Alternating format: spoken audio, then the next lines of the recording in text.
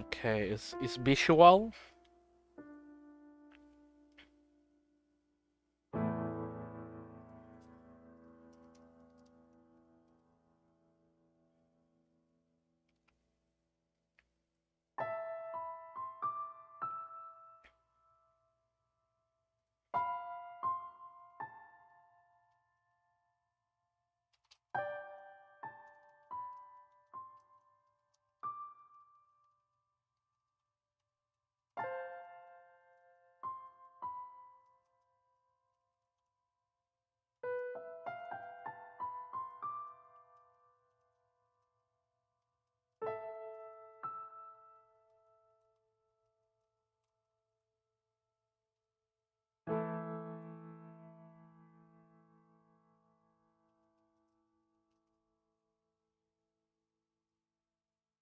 Okay, is visible?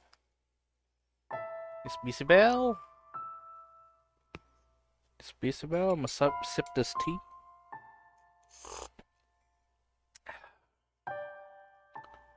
I'm gonna just take a sip. That's some good cider.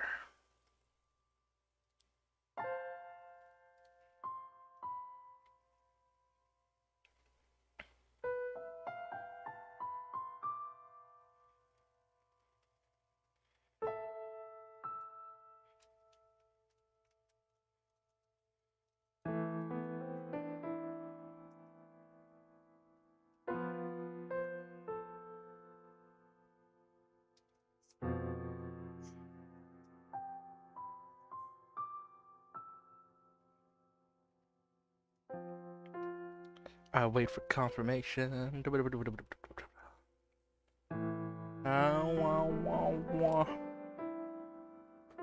Yeah, no.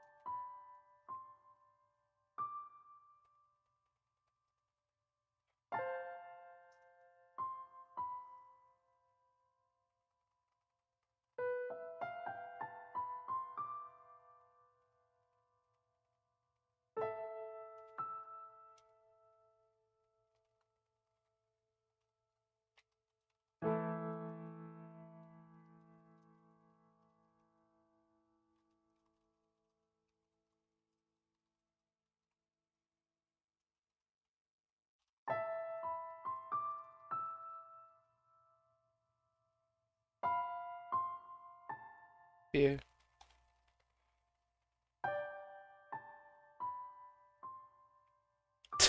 Leah. Alright, is it sounding? Is it working? It's okay.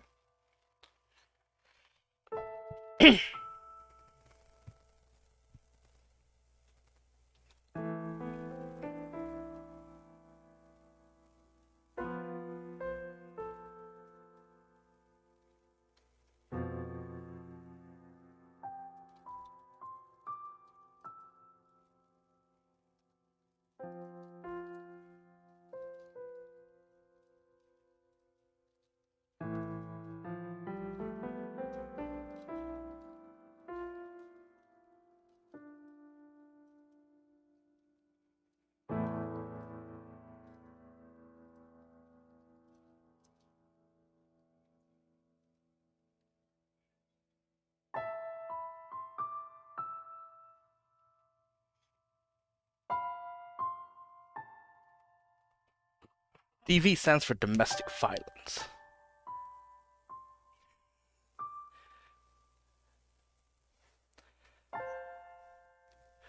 Domestic violence. Okay. Let's continue. She was locked in a shed in the middle of the garden yard.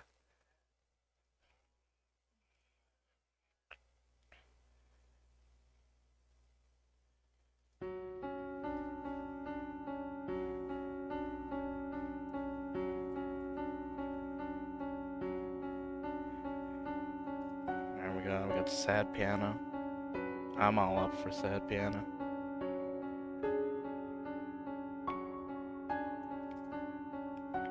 Ding, ding, ding, ding, ding, ding, ding, ding, ding, ding. It's very like simple. They're mostly melody on like the right, of course. Ding, ding, ding, ding, ding. Dun, dun, dun, dun, dun, dun, dun, dun. Dun, dun. Dun, dun, dun. Okay. How did things end up this way? Why? All I wanted was to go back to the way things used to be. For us to be able to smile around each other. We don't even know if, like, her memories were accurate. Or we have, like, her retelling it, but nothing else, really. It had been several days since Jacopo had locked her in the shed. Do I have to look up how to pronounce Jacopo's name? Because I feel like I'm doing it wrong. Or like Jacopo. Because it's Italian, so like... pronunciation. How to pronounce Jacopo? Italian. Okay, pronounce names. Hit it with me. Hit me with it. Hit me with your best shot. PronounceNames.com.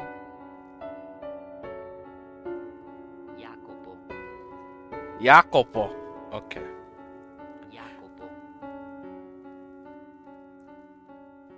Alright, so say it was an H sound. Jacopo. Or a Y sound. It's Spanish is H, Italian Y, okay. Jacopo. Had locked her in the shed, and her day-to-day life was only growing more arduous. She was under constant surveillance. The door was only unlocked to deliver her meals 3 times a day. And despite what an unfortunate situation the employer's wife found herself in, the maids chattered and gossiped and giggled freely. Not even in the shadows, out of her presence, the tactless young maid servants whispered directly to the white-haired girl when they brought her meals. "Look at you, madame, caged away like cattle." I can almost hear the sound of cracks forming in her heart. I imagine she had gotten to the point where she had having difficulty merely holding herself together. She had done nothing wrong, and yet she was forced to live this life of insults and mockery, of ridicule. The only reason her tenuously held together spirit did not completely shatter was because she still had her one and only ally. Well, Maria's gone in a bit, I assume. Yeah. Since she does seem like, Maria knew, Jacopo back in the day.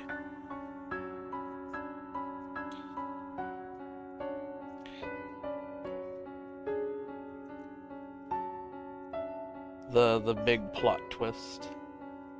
So far, at least, there doesn't seem to be a supernatural aspect.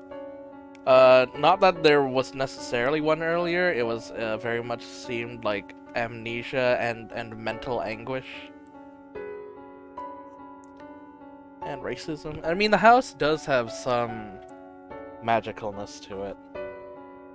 So... Maria took over the duty of delivering her 3 meals, meaning the other maid stopped coming by.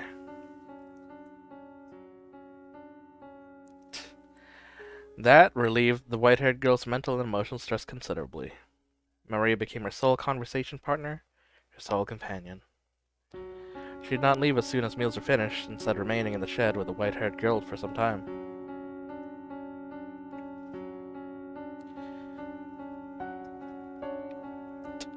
So, madame, how about a funny story? I flubbed up pretty hard the other day. You want to hear about it? So a couple days back, I didn't get enough sleep the previous night, right? I'm helping out in the kitchen, half awake, plating up some food. And when I go to bring it out to a guest, my heart about leaps out my mouth. Guess why? What I thought was a plate was actually an ashtray. Man, I was sweating like a pig.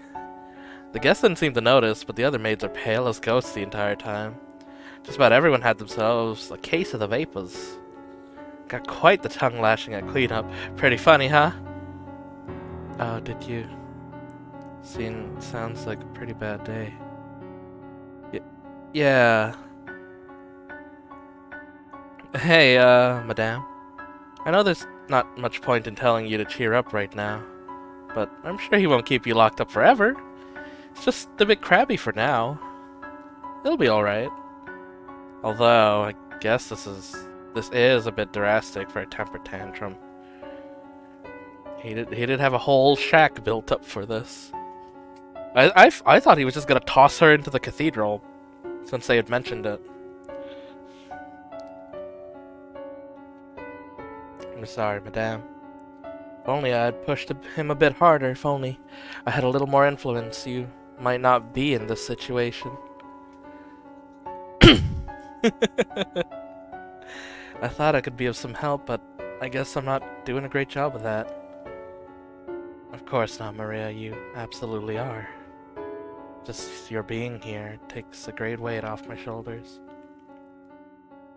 Still, though, feels so worthless. 'Cause I'm just a maid, I can't set you free. It's okay. I'm used to being imprisoned. Whoa! What do you mean you're used to it? He never locked you up before. You're right. I'm not sure why, but I feel as though I've been in a similar predicament before, lacking freedom and contact with others for a long stretch of time. I'm sure it's simply the exhaustion getting to you, madame. No one should ever be used to living like this. Yes, I agree. And I pray things go back to the way they were soon.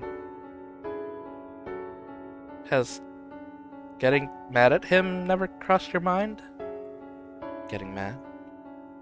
Yeah, you know, when he yells, you yell back. Let him know who he is in the wrong. Never consider doing that? I guess you're not one to get angry, madame. Which would mean you're a better fit for the whole mother than me. Oh no. I do sometimes want to get angry.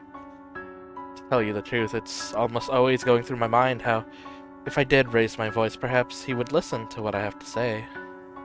But I'm standing there in front of him and he starts shouting at me, I freeze up and end up not saying a word. I'm just such a pitiful woman, everything about me. When I need to speak up most, to stand up for myself, I cannot. Oh, don't look so down. That's not a bad thing. It's just got you in a little bit of a pickle right now. But it'll clear up. I'll clear everything up with him, you hear me? In my mind, your modesty is virtue. And the more I think about it, I can't even imagine you screaming. I like it better the way you are, reserved and ladylike. You can leave all the yelling to me. I'll do whatever I can to help you, madame. Were you able to clear up his confusion about the night when we were dancing? Oh, about that. Sorry, he just wouldn't hear it.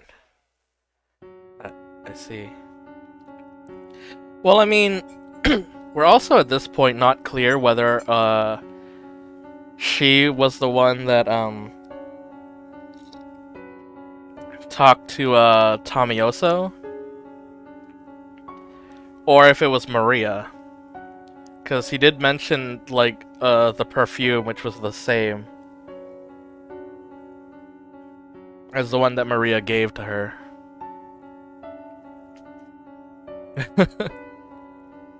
But I'm not throwing in the towel. I'll keep trying as long as it takes. Cause, like, he also referred to whatever woman as your better half, and in his anger, I assume that he pictured the wife, and he might have been referring to Maria. Who knows? We don't know. Say, Maria, could I perhaps ask another favor? Huh? Yeah, sure, let me have it. I would like to write him a letter. A letter to someone who lives in the same house? Yes, As things stand, I cannot simply go visit him on a whim, and feel as though I could calmly express on paper things I am unable to say to him face to face.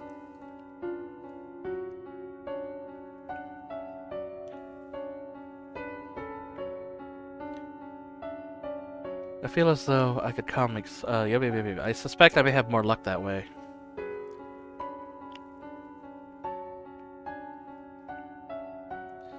I also believe he would be more likely to maintain his composure reading my thoughts in a letter than hearing them from my mouth.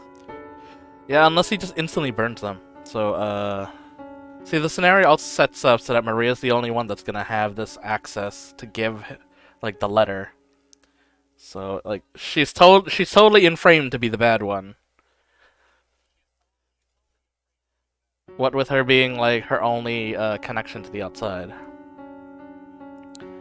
Also, this like, thinking things through kinda gets confusing considering we still don't know the white-haired girl's name. Although it could possibly be Giselle, it could possibly be Mikkel, who knows? We don't know. I don't know how many of these doors there are. Apparently there's at least 4. And we're in the 3rd one.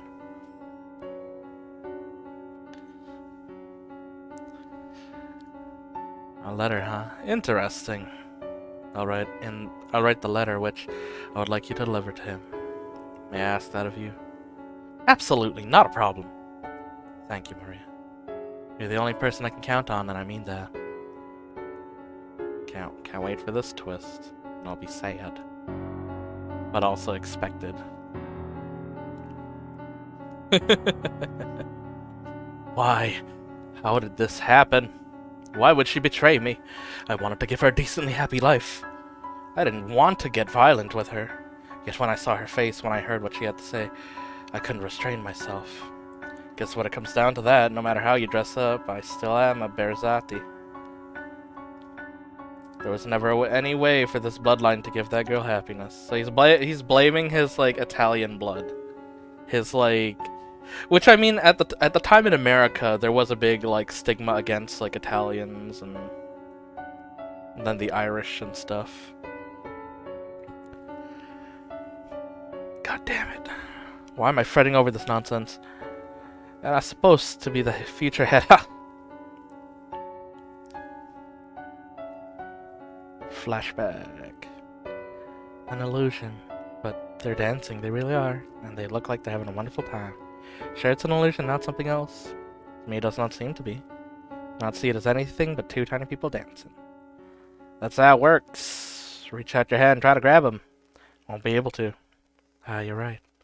That's a shame. I didn't think you actually would. But it's the most precious thing. Yeah, because though they're dancing top my palm. It's almost frightening how much innocence rests within those hands. Okay, we get insight on the scene. It's as if they've been completely cut off from all the world's filth. My hounds, however, are soaked in blood. I fear that bringing her into my world may taint her. Oh, okay, so it's a whole...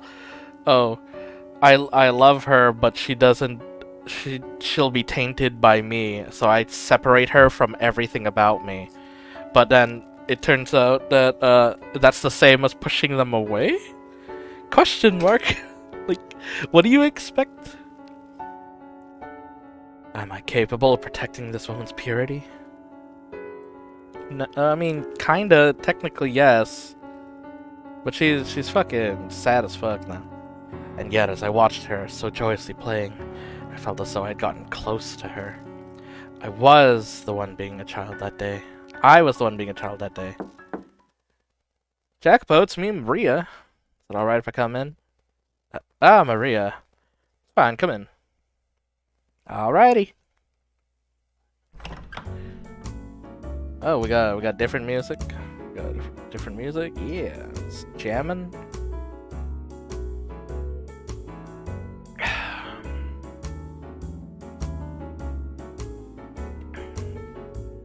Nah, man, he's holding the dancing couple. Always. Color me surprised. I didn't think you'd let me in. Have I ever denied you access to this room? Nope, but you've been looking pretty glum lately. Never exactly been a cheery man. Ha, true enough. I know you told me about before not to talk about your wife, but I'm gonna stick my nose where it doesn't belong today. There's been a lot of chatter around among the maids about you getting rough with her. I mean, you got the poor thing locked up in a shed outside. You're not leaving the best impression on anyone. You here to box my ears? I don't know, 50-50? The other half is, I'm concerned about you. I know you're not the kind of man to threaten someone without a good reason, you're not. I thought you were friends with her. I am, and it hurts seeing her in so much pain. Then why has that not changed the way you act around me? I would think you'd be scorning me with the rest of the maids. Oh, I see how it is. You don't trust me. We've known each other for so long. This isn't a question of whose side I'm on. You're in pain. I can see too. I can see that. Always bottle things up, kept them hidden. Too proud to rely on others. But you should probably vent to someone before it reaches the point where you no longer can. Say, Jacopo, do you remember the promise we made a while back? That far back. Back when you were still shorter than me. You were 14 and I was 12. I had to leave town and you came to see me off. Quite frankly, I didn't think you'd come. Surprised even if I didn't show up. Even if I didn't show it.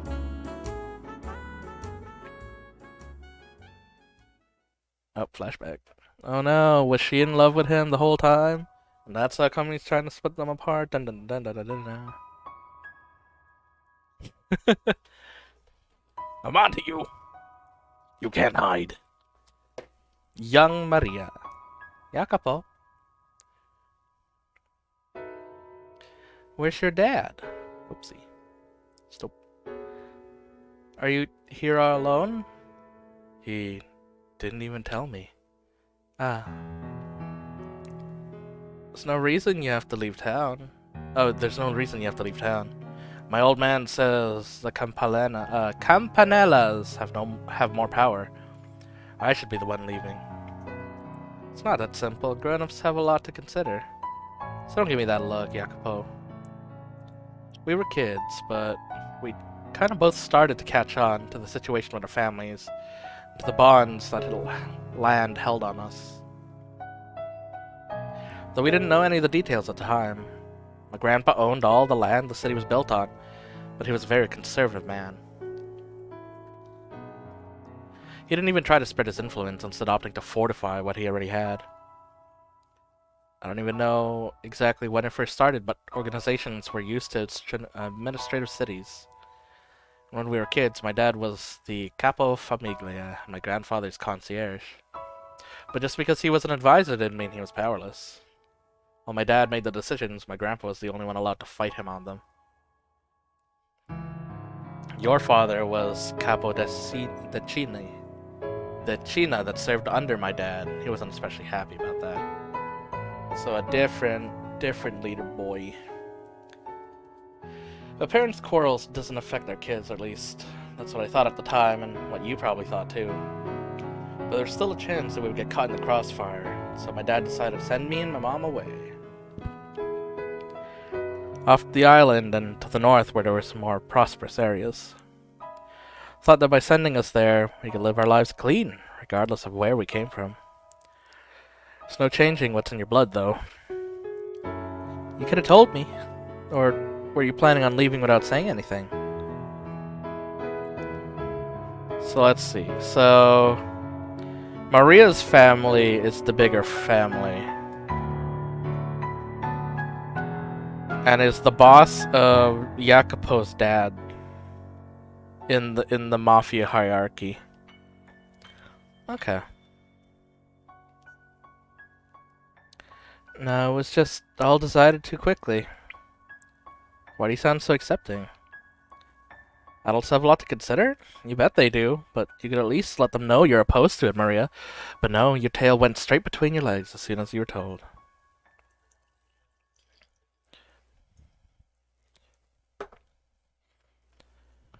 You just gave up and accepted it straight away. I thought you were better than that.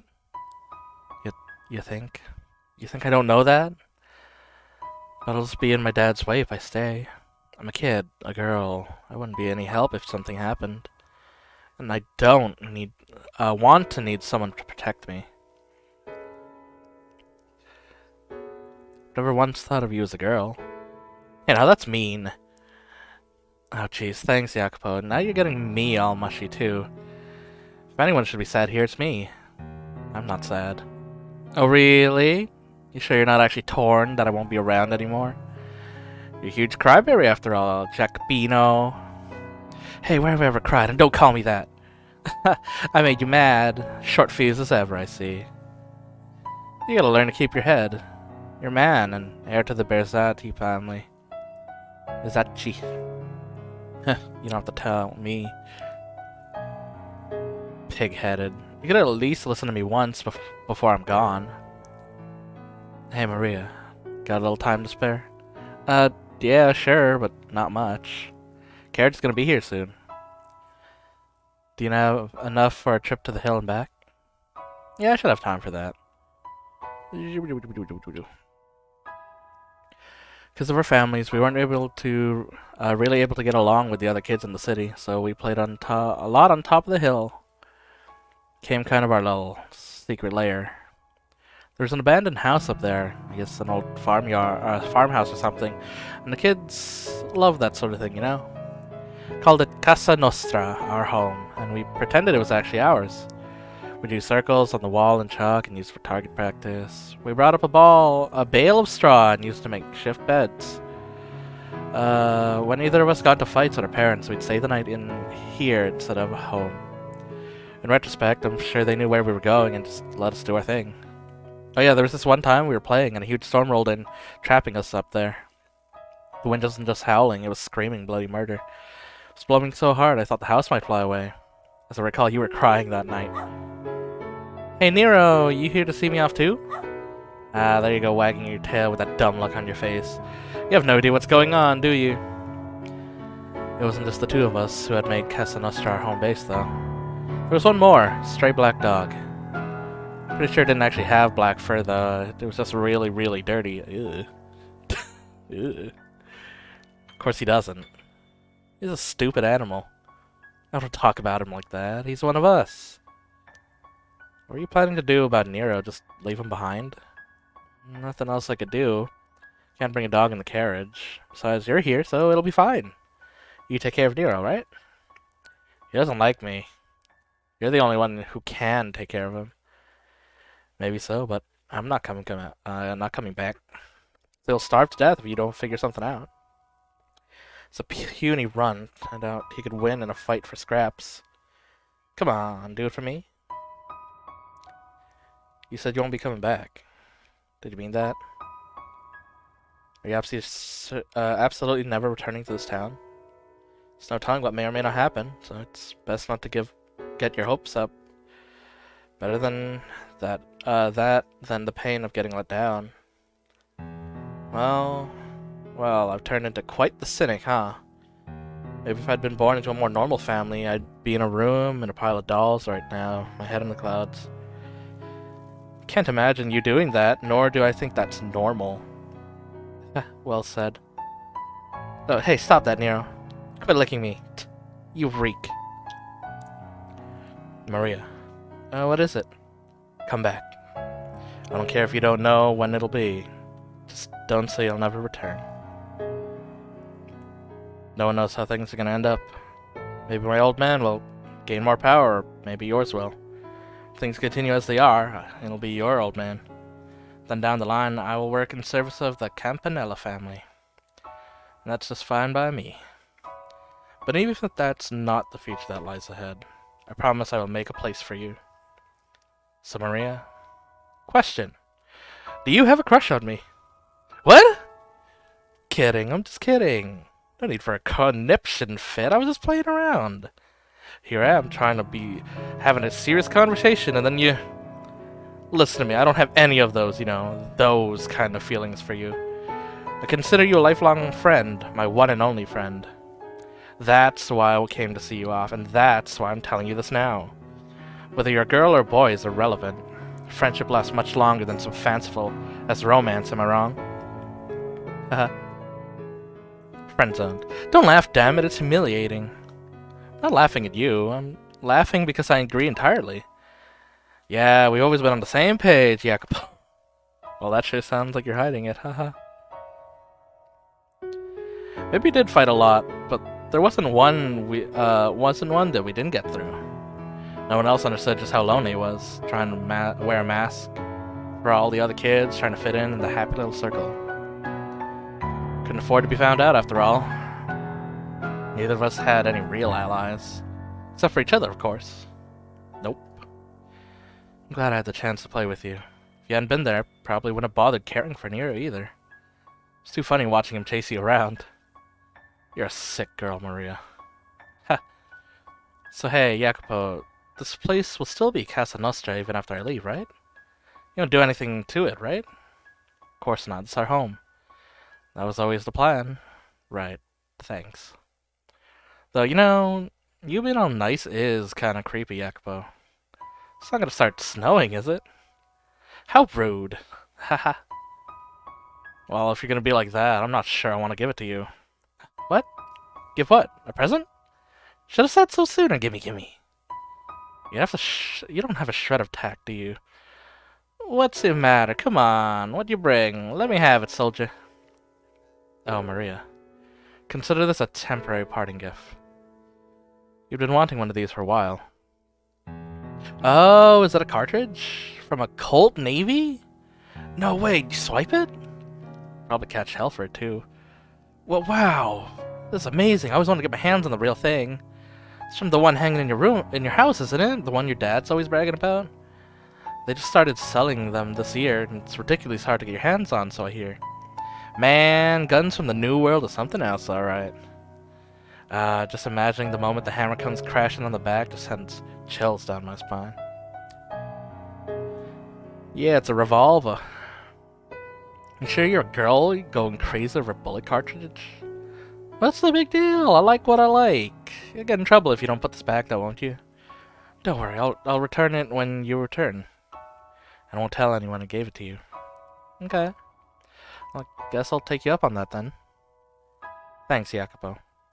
It'll be my treasure.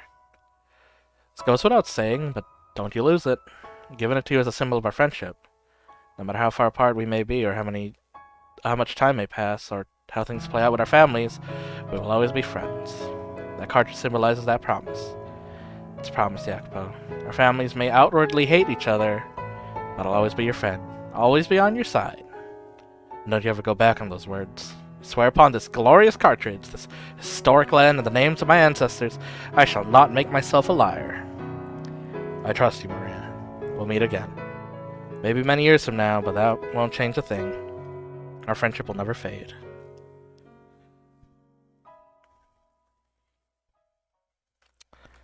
Can't wait.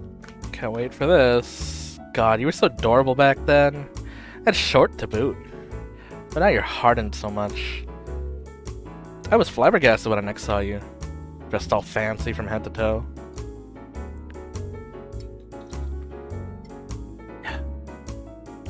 Sure weren't that little kid anymore. You have quite the memory. Well, yeah, I don't forget my promises. I'd never forget I said I'd always be on your side. Question is, did you remember? I did. Remember every word you said that day. And as I said, I left Casa Nostra as it was. Though it is quite some distance away now. Imagine if we went back and did a little work on it, we could have it looking just like the old times. And Nero? About a year after you left, he suddenly disappeared. Just for the record, I did take care of him as you told me. Guessing he got in a fight with another stray or something. I searched, but I could never find him. Oh, well. It has been more than a decade. Not everything's gonna be exactly the same. You, however, haven't changed a bit from the girl you were all those years ago. And here's gonna be the inner monologue of the only thing is, yeah, things haven't changed. I still like you from back then. Ha hoi hoi hoi.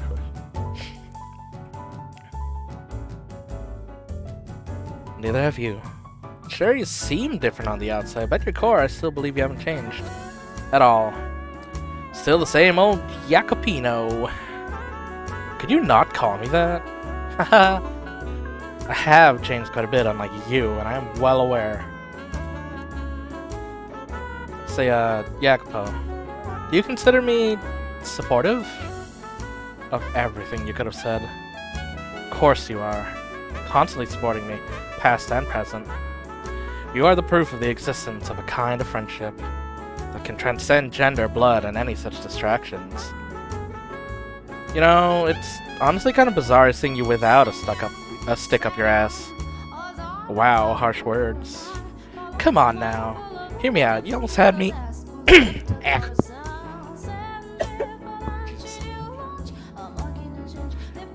You almost had me blushing there. Anyway, before you pick that stick back up, tell me something. Am I still your only ally? You are. With everything in the mansion, I'm the only one? Yes. If she would at least have a little more... Madame? I didn't actually intend to treat her like that. Believe me, Jacopo, I know. I mean, from a girl's perspective, what you did was pretty awful. But hey, I'm not a girl, according to you, anyway. I will always be on your side, no matter what. God, I feel as though I'm being consoled. Huh? That's what I was going for. Should have never opened up to you. Haha. Hey, now's probably not the best time to bring this up, but I have a letter. A letter? Written by the Madame here. A letter from my wife? Let me see. Well, let's see how, like, if this has been edited at all.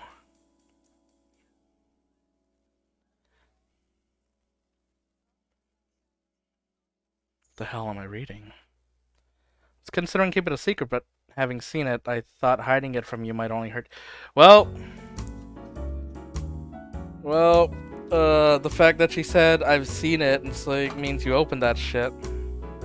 I decided it was best to show you. Who is this? Who is this letter for? It's as if... That can't be. I love you. Who is she writing to? I don't know this man. Take a deep breath, Jacopo, and listen to me. The Madame is having an affair. Yeah. Bitch.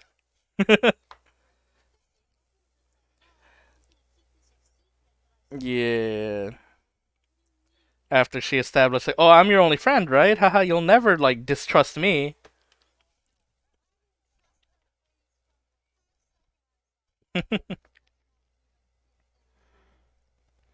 Oh, yeah. I haven't changed a bit. If you seriously believe that, then I've got news for you, pal. Anyone who acts exactly the same as they did in the past is doing just that, acting, much like I do around you. Our friendship will never change. Ha! What a fucking joke. You picked the wrong girl to put your trust in. They call you a stooge. Can you taste the fucking irony? Well, that just makes things easier for me. Oh my god, it's suffocating playing the good girl. Stupidly cheerful little ray of sunshine, Maria. Sickening. On the other hand, the payoff is fantastic. I can't stop. God, watching him lose his cool is incredible. My sides hurt just thinking about it. You're telling me she wrote this? Who else could have written it? It's in her handwriting. Why? Why would she continue to betray me? Is she not taken enough already? What else could she possibly want from me? I told her to stay away from my gatherings. I had the rose garden torn down, and yet she still finds other men. I warned her. I told her it wouldn't happen again. That if she betrayed me, I'd kill her. Yeah. Out of my way, Maria. I haven't talked to her. Ask her what the letter's about. Who is this man? Depending on how she answers. Hold it, Jacopo. Calm down. Silence. How am I supposed to stay calm right now? Listen to me. Relax. You try to talk to her right now, you aren't going to get anywhere. You're aware of just how frenzied you are right now, aren't you? Besides, do you think she's going to tell you the truth, even if you do manage to ask? Of course not. I mean, look all prim and proper, but that's not the real her. I don't think she's a bad person, but... Not a bad person. The woman who wrote this letter to another man, she crossed the line, you hear me? I agree with you there. She's gone too far with this letter. Remember, she's your wife and the daughter of a noble. You know exactly what will happen if you lose control and do something to her. It's not going to look good for you. She may be nobility, but I have the Koska. We have our own way of taking care of these kinds of problems. So it's plain as day, it'll only make a bigger mess. No one else knows about this yet. You're telling me to act like nothing's happened?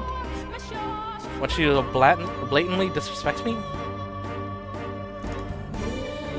Jacopo, could you let me take care of it? I'm friends with Madame, you know that. But listen to me. I'll make sure it gets through to her. How much you care about her. I can ask you. It would be disgraceful. It's nothing to be ashamed of. This is just another case of like, hey, maybe you should you should communicate yourselves. Because this third party thing, it's not working very well. Yeah, but the fact that he's like allowing it, and like she's too passive. Like we already know that from the past lives that she's too passive. So it's pretty much on him, because she's not gonna change. Alright, what did I tell you? I'm on your side and you're on mine. We're in this together. You can ask me things you couldn't ask others to do.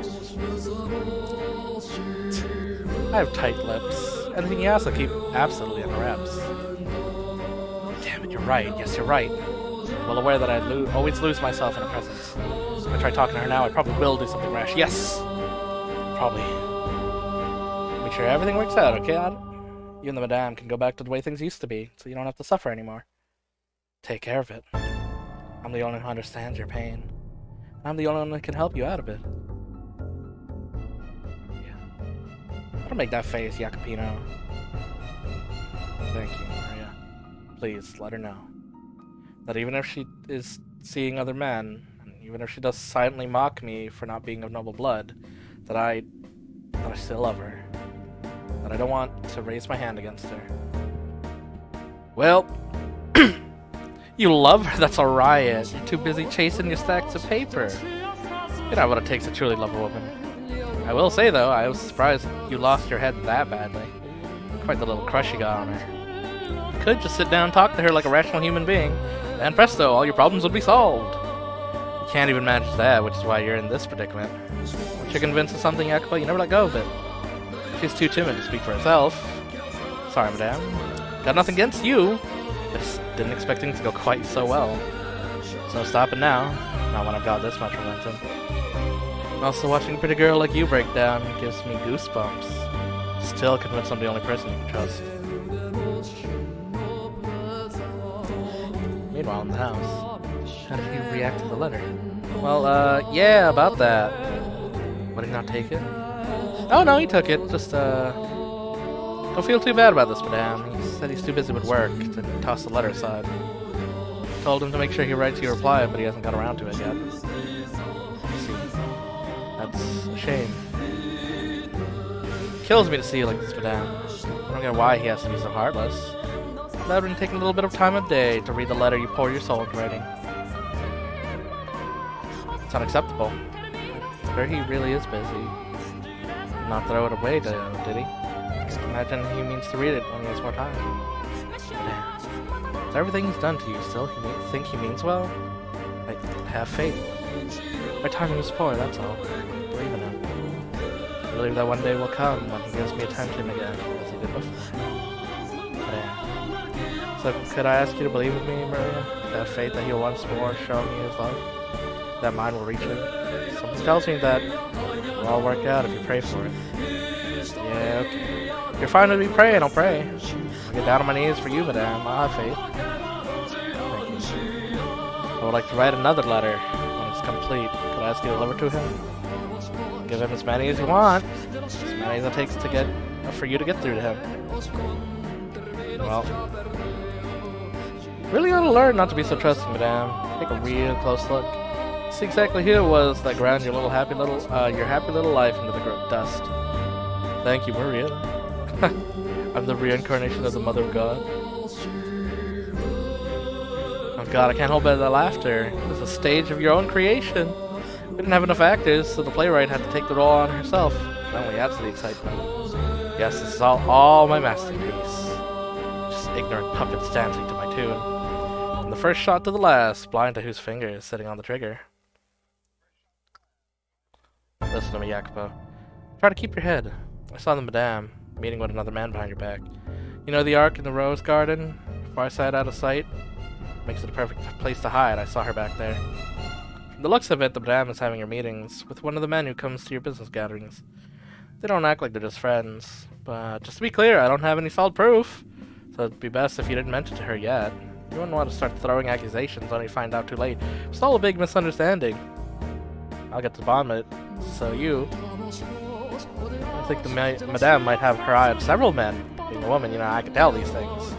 It's giving these suggestive looks, but to whom, I can't pinpoint. A lot of people coming in and out of the house, After all, what? You want to keep her from leaving her room? Well, that may be for the best. So much going on, it makes me think even God's on my side. They can just talk it over with one another. They won't, and they're in deeper and deeper shit for it. You're the only one who can trust Maria. The timing that night, my god, it was perfect. Hey Jacopo, just be misreading her, but something seems off about the madame. Like she's been on the edge of something. Tried to egg her into revealing what's going on. She let slip that she might be going out somewhere tonight. She's not going with you, is she? We're going out to survey a construction site today, right? I suggest you take care of that quickly. A dance at this time of night. Yep, it's so late, no loud music. All you have to do is whistle according to me. But this room is too small for it. We'll use the Great Hall. Wouldn't that put us out in everyone's way? You'd probably complain about the noise, too. No need to worry. Jacopo's out inspecting a factory or something today. After that, he's got a meeting and he's staying nights elsewhere. I thought you said you would not be back until tomorrow. How would you know that? Forget that. Does my staying the night elsewhere have any effect on you? You were just waiting for the opportunity, weren't you? No, what would I possibly want to do out of the house for? I'm sure you know better than anyone. What does that smell? Perfume? Where'd you get perfume? I have to say, you seem to have quite the time. Look at you, you're all out of breath. Where's the beat? I made the right decision coming back. Where the hell are you? Where are you going? Sorry, this is my fault. If I hadn't asked you to dance, me bringing the perfume only made it worse. No, you didn't not feel bad about that, Marie. Everything you did was with my best interests. Should have didn't suspect me in the slightest. I was able to put the perfume to great use. That money-sucking leech, Tommaso, showed up at the perfect time, too. I'm sure that's when Jacopo started to getting actively violent. Jealous man's a wonderful thing, always imagining the worst and making worse for it. Wow, is that you, Tommaso? It's been so long. What brings you here? Like I thought, like Jacopo made the assumption of better half, but even though Tommaso's apparently known them since they were kids, so yeah. If Tommaso wasn't at the wedding and hadn't heard anything, then his better half would be Maria. Since he was apparently coming over from the homeland. But because he was so angry and jealous, he didn't even think about that. Oh, look who it is, Miss Little Campanella. There's a surprise. I didn't expect you to see on this side of the Great Blue. Oh, I've been giving Jacopo a hand. Now I'll color me impressed. After what happened, I would have thought you had nothing to do with him. That was between our parents. Jacopo didn't have anything to do with it. Well, it would sure be nice if all you younger generations got through life without nothing to spark that kind of powder keg. It's my place to talk. No need to worry yourself about any of that. So what brings you here, Tommaso? Little, you know how it is. Haven't been in trouble staying afloat. I see. So you're here to beg for offering. Pretty shameless, Tommaso. No point in having shame if it ain't making money. Toss that out with the chamber pot. Now it might even be easier if I quit being human altogether. Are you that hard for cash? Fortunately, numbers were supposed to go up, but for some reason they ended up going down instead. Might be best if you kick that gambling habit. Nah, that's like telling me to go off myself. I bet. So say Tommaso, maybe I could pitch in a bit too? Ooh, you mean it? That'd be a huge help. There's seriously not a scrap of shame in you, huh? For an exchange, I'd like you to do something for me. Somebody whose face needs a visit from my fists? Depends on the numbers. Suppose I could cut him into chunks and toss him in the ocean. Whoa, keep it clean. Not asking you to do anything bad. What is that? Something a lowlife like me can do? It'll be easy. It's nothing bad either. You're gonna talk to Jacopo, aren't you? Well, there's something I'd like you to tell him while you're at it. You know he's married, right? Caught a pretty nasty, he can get pretty nasty with his wife, though. That's so. Sounds like she's got it rough. She does, and she's religiously devoted to him, too. I'm trying to nudge things in the right direction to get her back on good terms with him, but haven't had much luck. I mean, that's something two of them should work through. Normally, yes, but it's reached the point where it can can't bear to sit back and watch anymore.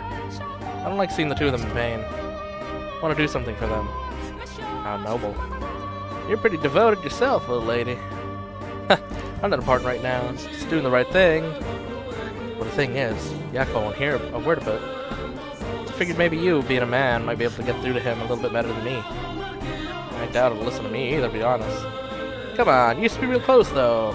I doubt he hates you. I wouldn't be so sure about that. Anywho, talking something anyone could do. So what do you want me to tell him? I need to give him a bit of a scolding. Tell him the madame came to you asking for advice, and that she actually let slip that the way he treats her day-to-day causes her grief. I've never met this wife of his before, you know? It works out even better that way. She's so downtrodden she can't talk to anyone about it. She thought that maybe you, being family, might be able to help. She's never met you before, but lasses on to that last ray of hope. And I'm sure when Yakupo finds out she brought it up with the family, he'll know he can't keep mistreating her. Things like this, they hit home harder when they come from someone on the outside. You make a decent point. So remember, little lady, all I could do is bring it up with him. Can't guarantee it'll change nothing. That's all I need you to do. It's a bunch, Tommaso. Oh, right, one more thing. There's some perfume that's grown quite popular recently. Ask him to give it to the madame as a gift. If you won't take it, you keep it. Give it to another woman, sell it, whatever you want. Perfume, huh? Very thoughtful of you. Women do like getting gifts like that. Yes, we do. If Big Bad Yakupo gave her something like that, they'd be lovebirds again before you know it. Sure, but never thought the day I'd come when I get to play Cupid. I'm starting to get excited about this. Stay focused, Tommaso, thanks. Oh, so you didn't hear any of this from me. I'm fine, just pulling strings from the shadows. Your relationship is in complete shambles. And Yakupo still insists he fucking loves her? And Madame says she still believes in him. Seriously, how stupid can you be? Poor Yakupo, poor Madame. Now then, let's see where this boulders rolls next. How far it keeps rolling? Actually, I'll be nudging it along the way. Because after all, the play lives or dies by the director's hands.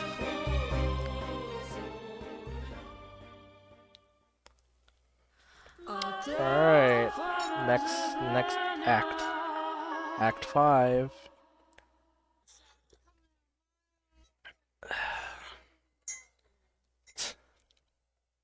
Master. You shocked, or do you instead lament this development? I was deeply sorrowful, though to a lesser degree about Maria's true intentions, and more about my shameful inability to recognize her machinations. At the time, I too believed that Maria was the white-haired girl's one and only ally. It's not until everything had drawn to a close that I discovered the truth. Then, I now know how the tale ends, you say? Yes, that is correct.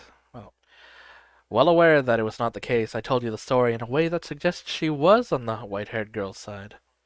Oh my, I wonder if that constitutes lying to you, Master.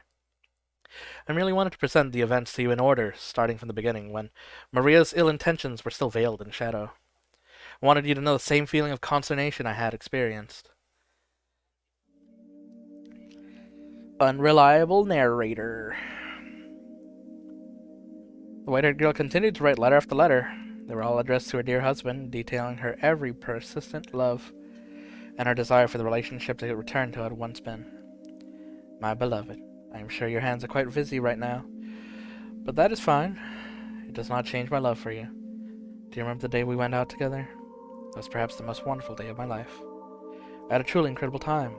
Still treasure the gift you gave me, for it is the one and only present I have ever received from you.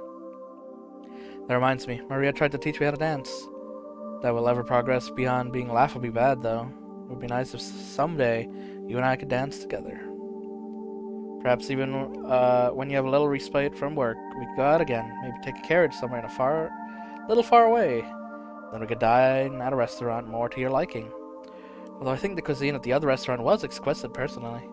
Do I perhaps have an unrefined palate? Maria altered the letters before delivering them, however. She changed the addressee from Yakupo to another man. She would cut away the top of the page with Yakupo's name on it, and in the space below write a different name.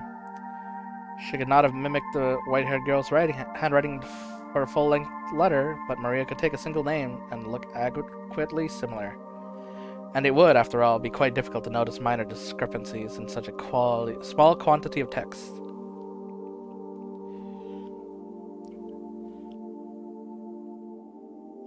Again, another letter. Why does she keep writing these? To Yakuba's eyes, these modified letters look like professions of love for another man. The more she inscribed of her feelings for Yakuba, the greater the turmoil grew within his heart, even though her love was directed towards him. I can't believe what I'm reading. Rest one more to your liking. I knew it. You have been going out with other men, all the while pretending to be chaste in my presence. Still treasure the gift you gave me? God's sake. You have to be fucking kidding me. But I've ensured she can't leave the room. She'll never see the man again. In time to let go, and so will he. Instead of me resigning myself to the hope that everything will fix itself, I'd end up like this. Such a pitiful man I've become. On the surface, Maria acted quite heartbroken at the sight of their suffering. When she returned to her room, the walls echoed with her cackles. She derived a great deal of entertainment from their squirming. The more they writhed in anguish, the deeper her satisfaction grew. If she was more specific, this would also help. But because she was vague about things, they can, like, insert anyone's name. Like, if she had been specific about the details that only he would know, then, like, it would probably not be as easy to deceive. At least in the letters. But, I mean, at this point, they're, like, lost. Both the white-haired girl and Yakuba continued to place their confidence in Maria, the one responsible for everything.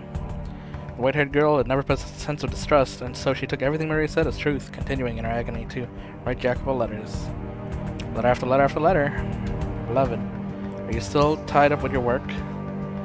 It's been some time since we last saw one another, so I do not know what you've been doing as of late. I only hope you remain in good health. I would, if possible, prefer to tell you everything in person, but do not have the courage, so these letters are my only option. Am I adequately expressing my feelings, my love for you?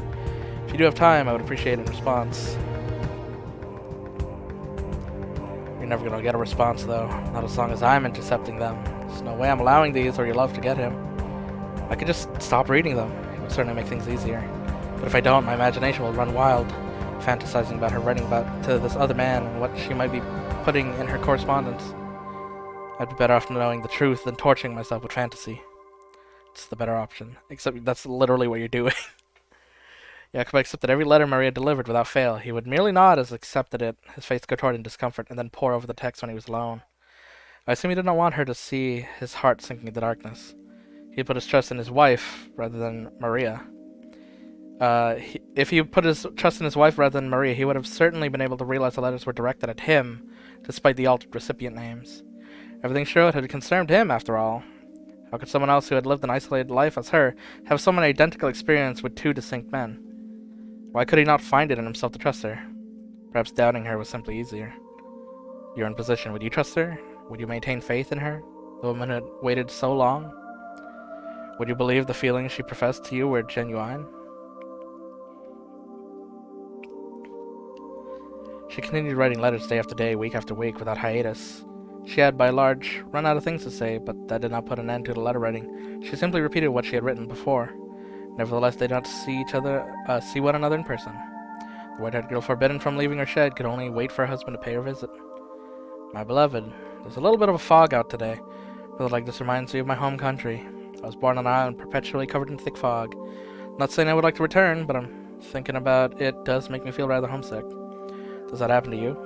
That reminds me, aside from the one time you had not told me much of your homeland. It'd be nice if I could pay a visit sometime together. Speaking of which, before I left, an exhibition of some sort was held there. I was unable to attend, but perhaps you had a chance when it was near you. I imagine you would have, with your interest in new technology. Next time you have a chance, I would enjoy hearing what they had on display.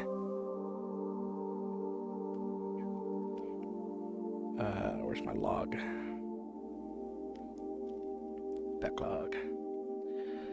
An exhibition, that's right, there was one. It was a year ago. Got quite a bit of attention since it was supposed to be held in Paris. Oh, the World's Fair.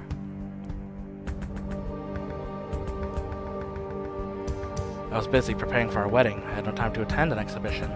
While I was doing that, giving you a woman I had never met before my full attention, you were giving yours to a different man? Had this been going on for that long? Bro, Bro, you have no trust. Had he simply stepped up and taken action, he could have put an end to the stream of letters, each of which gave rise to further misunderstanding.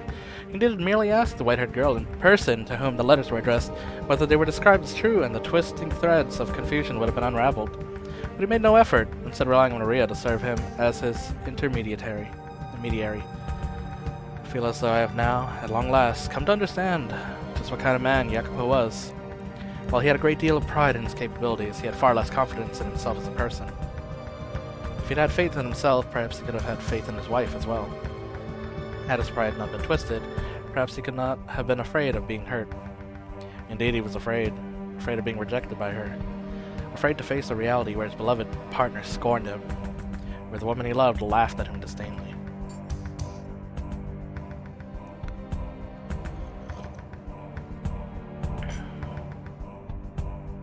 Where she and countless others mocked him, the thought of it paralyzed him.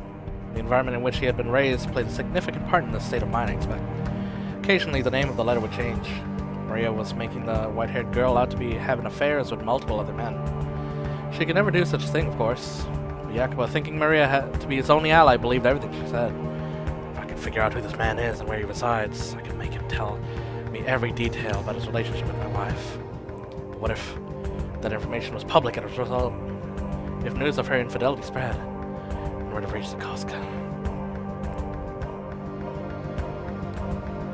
The fate of the Berzatti is in your hands, son. There's a limit to what we can accomplish on this tiny island. If we don't turn our attention outwards, we'll wither away and die.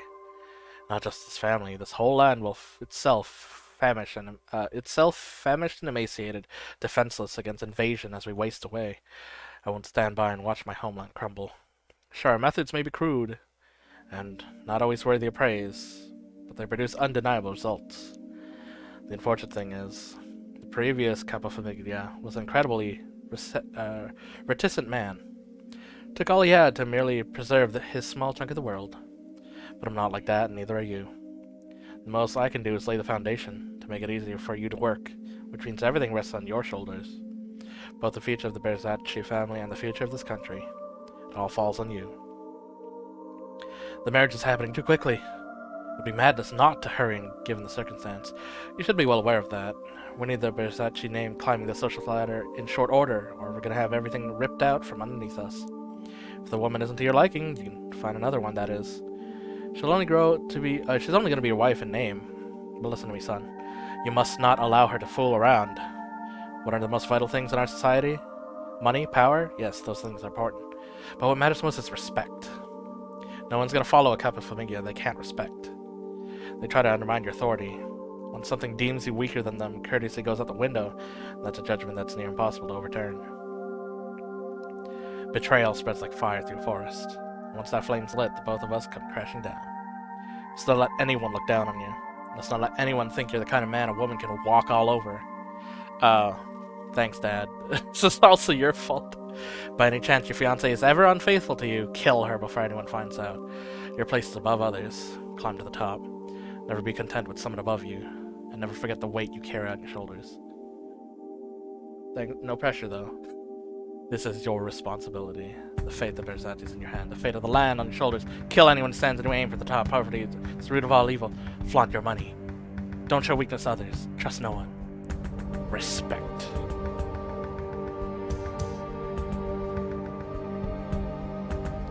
I must keep intercepting her letters. I must keep her locked up. Still have work to do. Cannot allow anyone to learn how she's disgraced me. Kill her. That's how my old man says to handle it.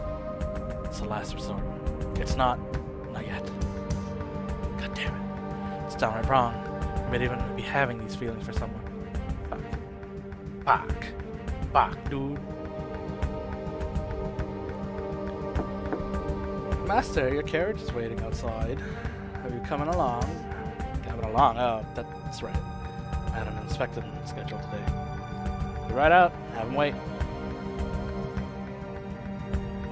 Something matter, Master. You look a little hazy. Fine. If you're not feeling well, you should stay. I said I'm fine. It's not your job to try and infer my condition. Yes, sir. Damn it. Keep it under wraps. Act like normal. You can at least do that much, damn you. Blah. Take care of your trip, Master. Yeah.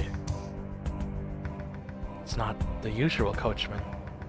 I also feel like I've seen him somewhere. Your fault. What? That we... Hey, speak up. Die, Jacopo Versace. Oh shit, an assassin. Master. No, there's a knife in your stomach. Oh god, summon anyone. Silence, don't make a scene. Call a doctor. Yes, sir. Now I remember where I've seen him before. That's right. I put a factory out of business. I needed it out of the picture to expand my own. I guess he held a grudge about that. Should have been more careful. Blood flows with surprising abundance from a stab wound. Ha. It's not stopping either. Son of a bitch. The world's going wide. Come on now. You have to be kidding me. Ba-ba-da-ba-ba. I know very well what kind of man you are. You wouldn't hesitate to lead a blind man off a cliff. But further your own goals. Make money off others' lives. You stand upon a mountain of corpses, cackling at everyone below you. For a man like you, love comes as naturally as flying. Guess what? You don't have any emotions. You never have. It's always been this way. Haha. Thanks, Maria.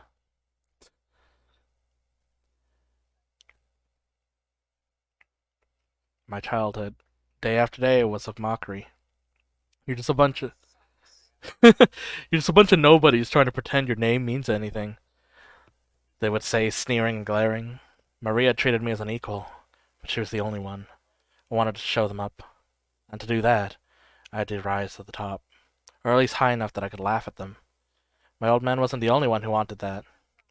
I did too. I had to make them acknowledge that I had value as a man. Who actually wants to go through life being laughed at? I had to make them recognize that what I did had value, and I needed neither love nor compassion to do that. Or that's what I thought.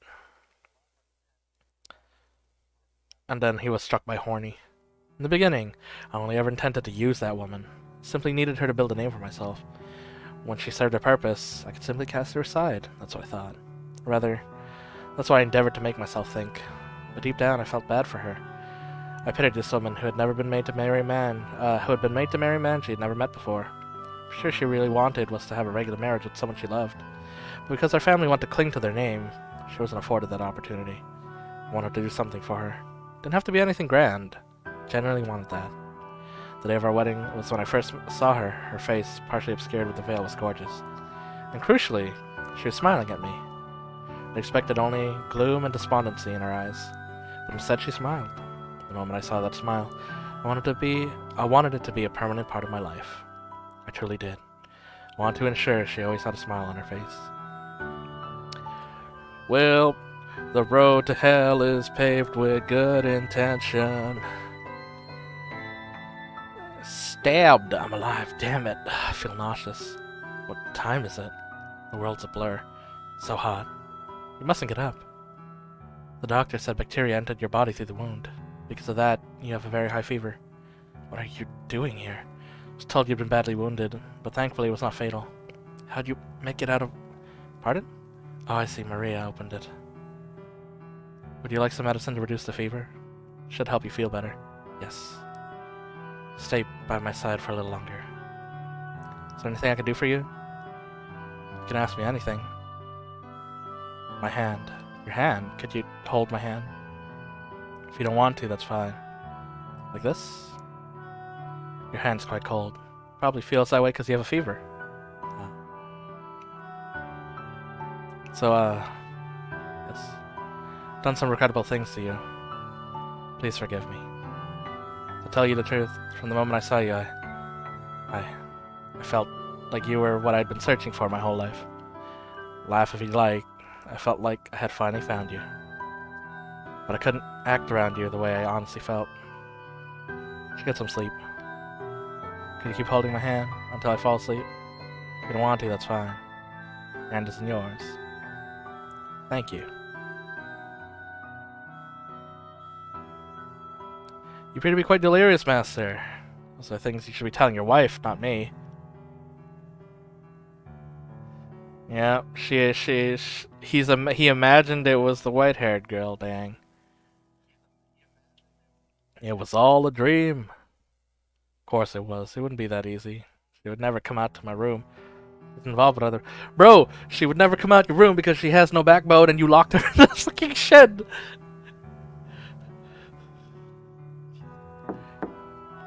Jacopo may come in. I have another letter. Oh, here comes the climax. He's been stabbed. He has nothing to lose now. Act 6. Alright.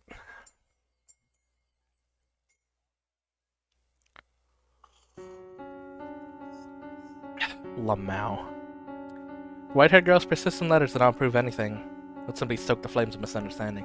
This continued for several months after he got stabbed. Though outside the sun still shone with gentle warmth of spring, the cold, bitter winds of winter still relentlessly blew between Jacopo and his wife. Not allowed to leave her shed and never receiving a reply to letters, the white-haired girl's only source of information was Maria. Week after week, her circumstance remained the same, but somehow, something else was beginning to show signs of change. Her mental state. Well, yeah, I mean, she's stuck in the same place all the time. Like, she's gonna have, like, cabin fever. It's pointless, madame. You're only wasting your time at this point. I saw him throw your letter in the fireplace. He's not gonna read anything you write, no matter how much you pour your soul into it. He cares more about money and work than love. That's the kind of man he is. Just give up and file for divorce already. No, I will get through to him. Everything will go back to normal. Faith. All my letters make open flames, my faith will not be lost with him. As long as I keep writing, eventually I will get through to him. So I cannot stop, I cannot. Do you have any idea what he says about you, madame? Jacopo doesn't trust you in the slightest. Goes around calling you a witch. Well, there it is again. Man-eating devil woman. It's awful. Which I can believe he actually said because of what's being given to him. But still, come on now. There's no one as pure and beautiful as you. He says I'm a witch. Is she activated? Does she remember? Listen to me, madame. He never for a second actually loved you. Just wanted the influence attached to your name. Wanted to mingle with the upper class. He used you. But last year, when we went out together, he gave me the finesse kiss wheel at the photography shop. He had the owner make it especially for me. Just trying to win your favor. If he really cared about you, he would have gotten you a paper toy. Would have gotten you something like a ring or a necklace or some perfume, a nice dress. Something women really like. Has he ever given you anything like that? He doesn't have feelings for me? Oh, I'm sorry. I just couldn't stand to see you go through this, but I don't know when to shut my fat trap. I went too far. The last thing I need to be doing is hurting you more, or worse.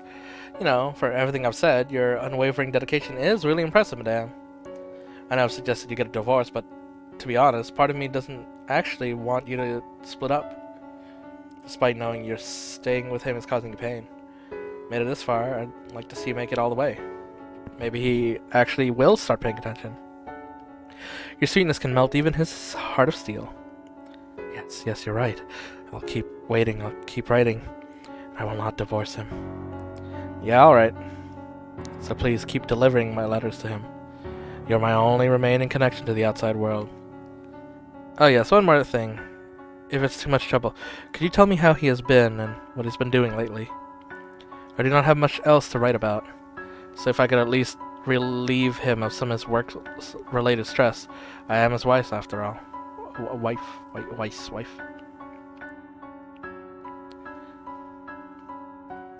I should be able to do that much for him. I am his wife. Her dedication to him was pretty much closer to obsession. Or perhaps. But she did not seem to be conscious of the fact that her obsession was killing her. She was visibly losing weight and her spirit was breaking down.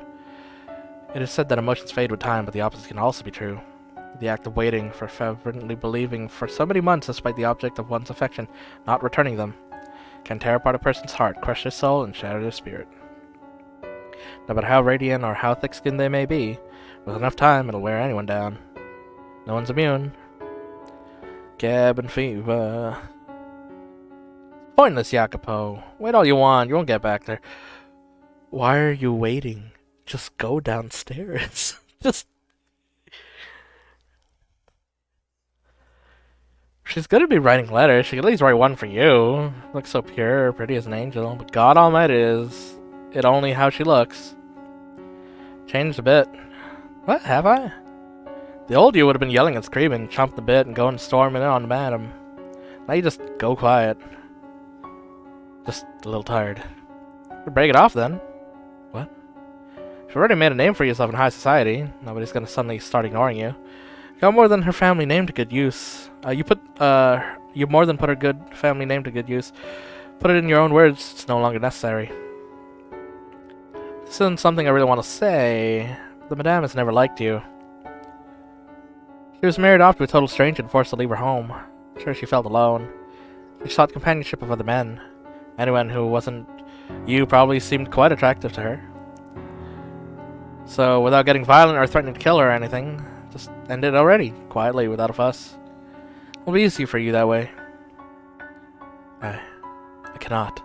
'Cause you still love her? That's wonderful, Jacopo. Even after everything, you still love her. That's just blind, slavish devotion at this point. Perhaps it is foolish, unhealthy obsession, but I still do not wish to sever ties with her. Cannot get the image of her smile out of my head. The look of utter elation on her face when she looked through that phanetoscope. Those captivating eyes beneath the veil at her wedding. I will never, as long as I live, forget those sights. Color me surprised! You're a sentimental one. Well, I guess you always have been kind of mushy, haven't you?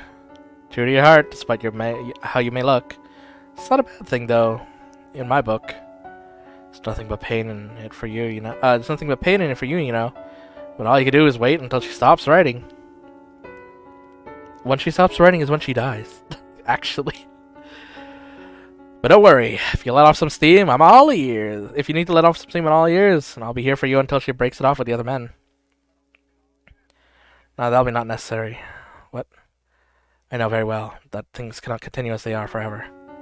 I knew it from the beginning and still couldn't do anything. This time I'm planning on facing her myself. Serious, Jacopo? Yes. I've relied on you for too long. Oh my shit, finally! Of course, it's gonna, be poor. I was afraid of what it might do to her. I didn't want anyone to find out that my wife was being unfaithful, and I thought the best way to ensure that was to lock her away from anyone else. But the situation's not going to improve unless I do something. If I allow things to continue as they are, sooner or later, word of her infidelity will leak. So before that happens, I must face her. It only took like 7 months. I must do something. It's probably best if you didn't. I'll tell her everything you want, you know, just make sure, want to make sure things start improving. I appreciate everything you've done, and I apologize for getting you involved in our troubles. But I'm gonna end it now. Now, I must end it. This is a problem between me and her. You might get violent again if you see her face to face. Yes, I might. I might do something that would look rather bad on me. But it's reached a point where, until the two of us face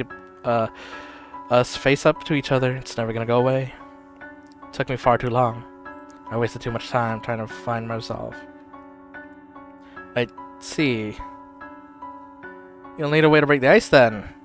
Break the ice. Right. If you got some convenient excuse to talk to her, I'll reduce some tension.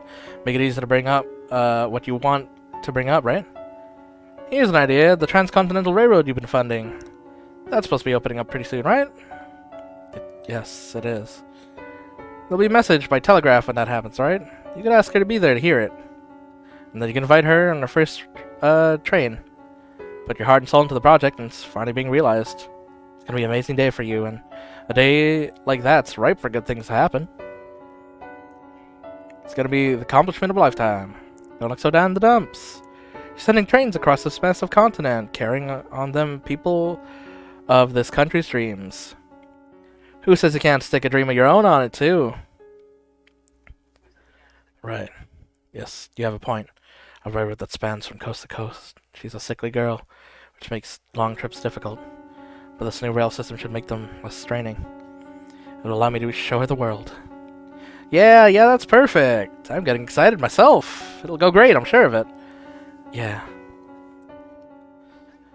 Alright, I'm expecting a Maria monologue in a second. Yep.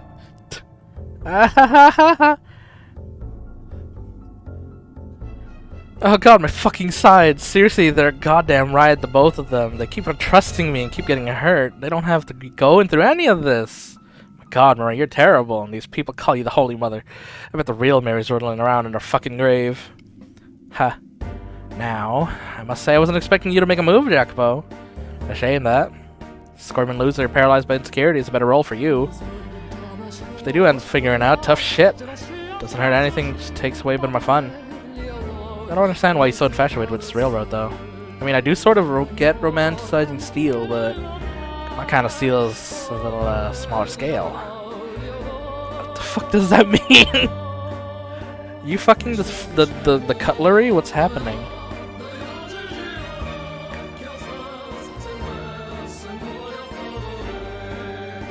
Yeah. Yeah, the knife. Yeah, I can see that. No matter how this plays out, you will not get a happy ending, Jacopo. You're gonna get a real taste of just how much I despise you. Maria, oh, there you are. What is it, I'm on break now? You were assigned to clean the cellar, weren't you? Head maid says it hasn't been done yet. Well, I did, I cleaned it. It's casual once over, but hey. We'll do it again. Do it right this time. If you don't, it's gonna fall on me. And that's supposed to make me give a damn? I mean it, you take care of it. You got enough special treatment as it is. Yeah, right. I heard you the first, I'll take care of it. Don't you forget it. For God's sakes, why should I have to be the one to tell her? Is she gone? What a pain. Who cares if the damn cellar's clean? Well, if anyone's bringing guests down there, yeesh. I guess I should take care of it, rather than a tongue lashing by the head maid. God, why'd I have to be a maid anyway?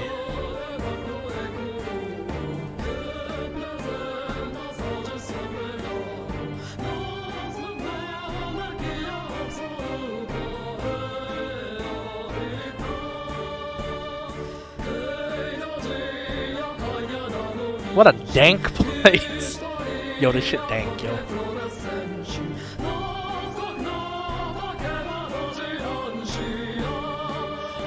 Ugh, it's so dark and humid down here. Makes me feel gross. Oh, someone here? Hello? Hello, is anyone here? Get farther in. Oh, seriously dusty back here. Who's supposed to clean this last week? Clean the whole thing next time, damn it. This makes my job harder. Cough, cough, disgusting. Damn cobwebs. Oh god, oh dear god. I do not want to clean this. Ow. For God's sake, staff this stuff properly. I gotta fix this whole mess. Love it. She gonna find a gun back here? You're gonna find his gun, and she has the cartridge? What's this? Something carved into the floor I never noticed before. Someone got bored one day? What do we have here? It's mostly legible, let's see. It's not written in English, but my native language. It's not modern, it's really archaic. Why on earth would an old form of my old country's language be carved into the floor of a mansion built here in the New World? Most of it's illegible. Gonna make one section out. Our lives. Our lives shall be forfeit to the witch's curse. Nevertheless, we must lay bare those sins upon their souls for the redemption of those whom are pure. Should ye mean not to dispel your curse, we implore you, O witch, to mark with it only their bloodlines. The blood of the sinners flows through those who dwelt within this house, but not I. What in the witch? That's crazy. Crazy, but why does this handwriting look like mine? It's a coincidence, similar. No one's handwriting is perfectly unique after all. Why am I so sweaty? It's not hot down here. Nope, don't forget it. Didn't see a thing. Not a chance it's real, it's just a tasteless prank. That's silly. Something in this box. Is that a painting? Has this always been here? Huh? White hair, fair skin. Is this the madame? But then, why is this face all torn up? And her clothes look really old-fashioned. Painting seems worn and faded too. Something about it feels off. Not sure how to describe it. It's very creepy. Unsettling. The writing on the floor and this painting. What in the world is this house? The painting. Nothing to get weirded out over. I better know what happened. Jacobus probably slashed it in a fit of jealousy. He is a simple man. Seeing this probably wouldn't make him put him in the best of moods. Haha. Haha. Okay, All right. I wanted to look at that text again. So let's see this chant. Oh, they even like put it into a message like spell thing properly. Let's see. Our lives will be forfeit to the witch's curse. Nevertheless, we must lay bare those with sin upon their souls for the redemption of those whom are pure. Should you mean not to dispel your curse, we implore you, witch, to mark it with only their bloodlines, the blood of the sinners. So the original people, if you're not gonna get rid of the house's like weird curse thing, then only on the people that lived there originally.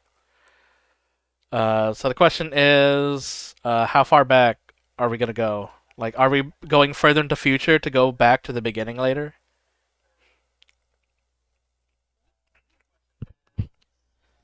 Does that mean that Maria's ancestor was little sister?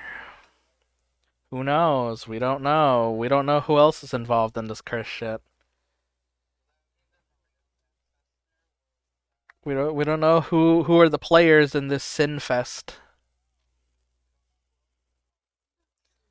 All right. I'm gonna go boil more water for tea.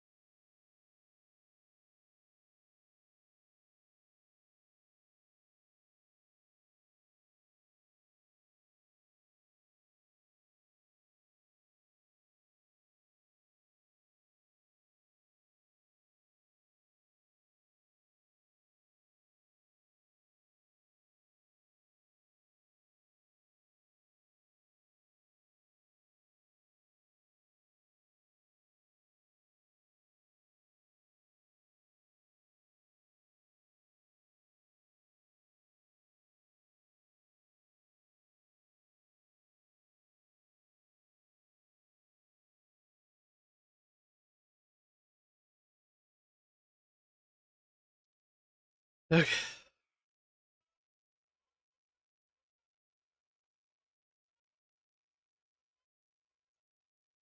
I made a whole thing of milk tea.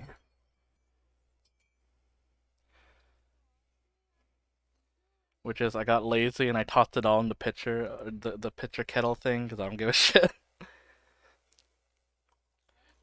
Pre-mixed with the milk and honey. Whoa. I don't want to have to pour it in every single time. Wow.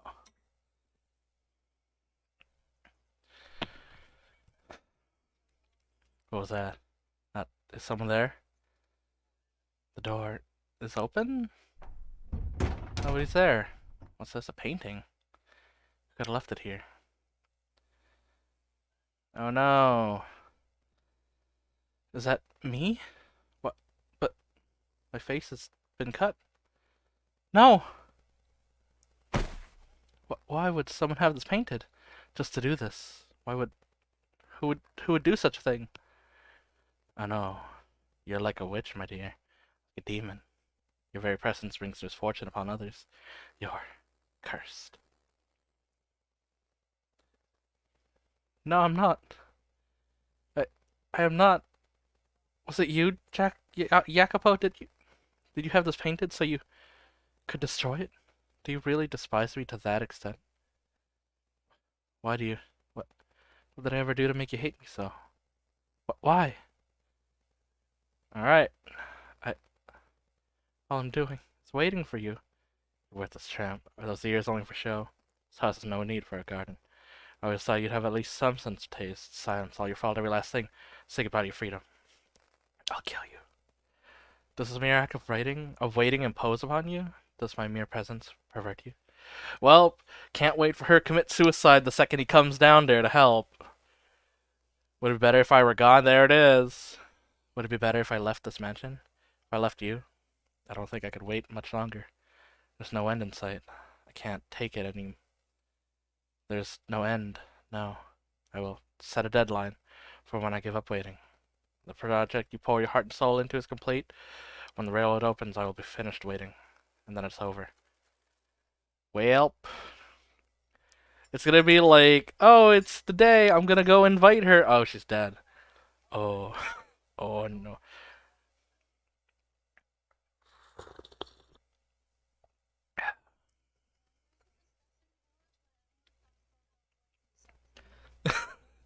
They could have just talked. They could have talked.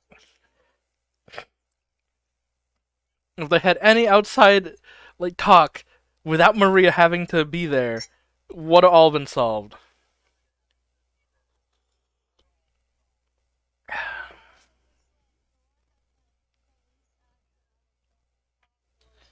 I mean, we're in the industrial age.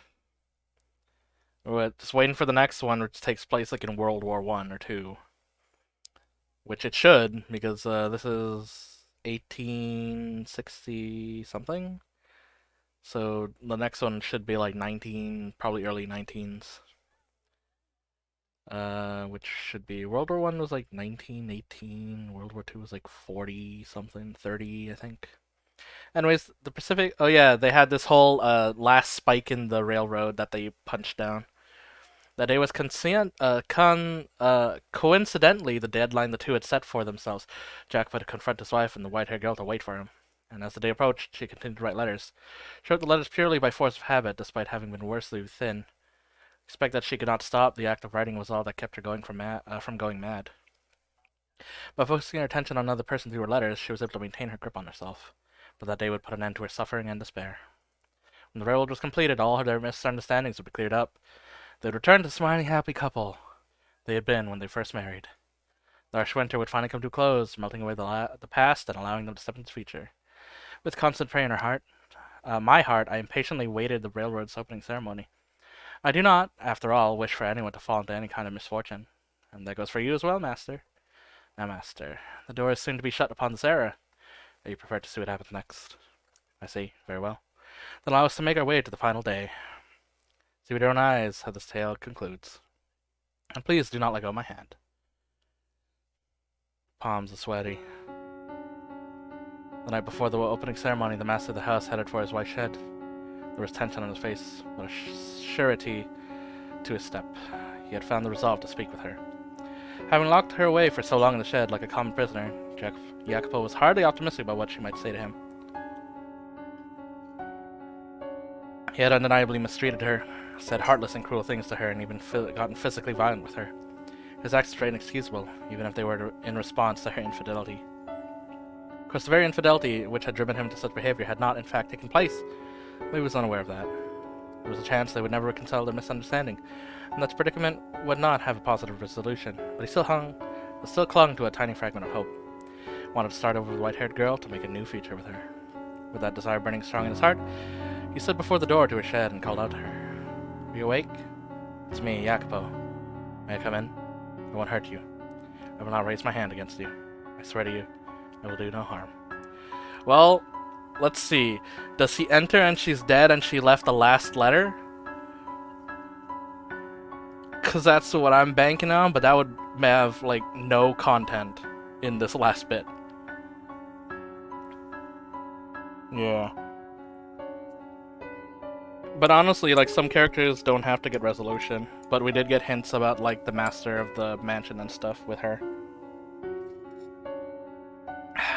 I just wish to speak. I would like to have a calm, rational conversation. And as such, I will not enter your room until you have given me permission.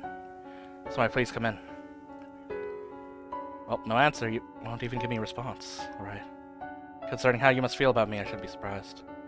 Fine. You don't need to let me in. But please don't let me hear me out. Do you remember the day shortly after we met? When we were on our honeymoon? If you can even call that little walk we took a honeymoon. I wasn't able to do anything nice to you either. Then either. I had no experience, no idea how to interact with the upper-class women like you. I didn't even know what I should do. And yes, I know that makes me sound juvenile. I have a tendency to say things I don't mean, the more perturbed I get. Sure, I said things to hurt you numerous times that day. However, at the photography shop, when you saw that phoneticistoscope, you smiled at me. I was genuinely pleased in that moment. I felt like I'd gone closer to you. Very much doubt that was actually an appropriate present for a noble woman like yourself. Jewels or flowers or something like that. Something beautiful would have served you better. And I knew that, but I assumed you would have given these gifts, like that countless times in the past. You are, after all, a beautiful woman. I did not want to have to compete on the same field as those other men. I wanted to be special. No, I wanted to be unique to you. No one had ever shown you anything of that sort before, had they? Frankly, I wasn't sure if a woman of your status would take interest in a phoneticistoscope of all things. I imagined you would have thrown it out now, but I chose to believe you secretly liked it on that day. That, if just a moment I caught your eye, even if we started seeing other men afterwards, that moment was real, wasn't it? Our marriage was, at its core, nothing but an arrangement between our parents, an exchange of money and influence. That's how it began, but that day I loved you. I yearned to see you smile, as if I had loved you my entire life. The Pacific Railroad has finally been completed. That's the product I've been funding. Everyone thought it was crazy, but a railroad now stretches across the breadth of this country. The joining ceremony will be held tomorrow. It's going to be a grand event. Locally, they're planning on doing a gun salute, and the sound of the last spike being driven into the ground will be transmitted across country via telegraph. I have procured a telegram, so we can listen to it here in the mansion. In your condition, you probably have trouble handling the crowds at the telegraph station. But here, you can celebrate in your comfort of your own home. Suppose what I'm saying is, I want to celebrate this with you. I have made arrangements to make that possible for you, but because I wish to have you there with me, would you be willing tomorrow to celebrate the completion of the Pacific Railroad with me? Would you be there by my side? Please, say something. I want to start over. I know very well what I've done to you. Maybe at fault yourself, but what I did is unacceptable. But what I did was a consequence of my overpowering love for you. I swear it. Why? Well, will you not answer me? Say something, anything. Please, please. You can hear me in there, can't you? If you don't want to, you can just say no. If you do reject me, I'll set you free. I won't hurt you, I promise. Oh, there's the door opening. It's not locked. Who opened it? Hello? A humid spring breeze brushed against his cheek. The drawn lace curtain appeared to glow in the gentle moonlight. The white-haired girl was not in her room. Where have you gone? Stupefied, he glanced in its wife's chambers. To my eyes, the neatly organized room appeared no different from any other day. But to his eyes, it was pale and hollow. But the one who was supposed to be there, who was supposed to be waiting for him, was not present. He could not hear a voice anywhere in the shed. In its place echoed a dry rustling, a sad, pitiful, empty whisper of a noise. It came from the lone object left abandoned on top of her desk, the phenakistoscope.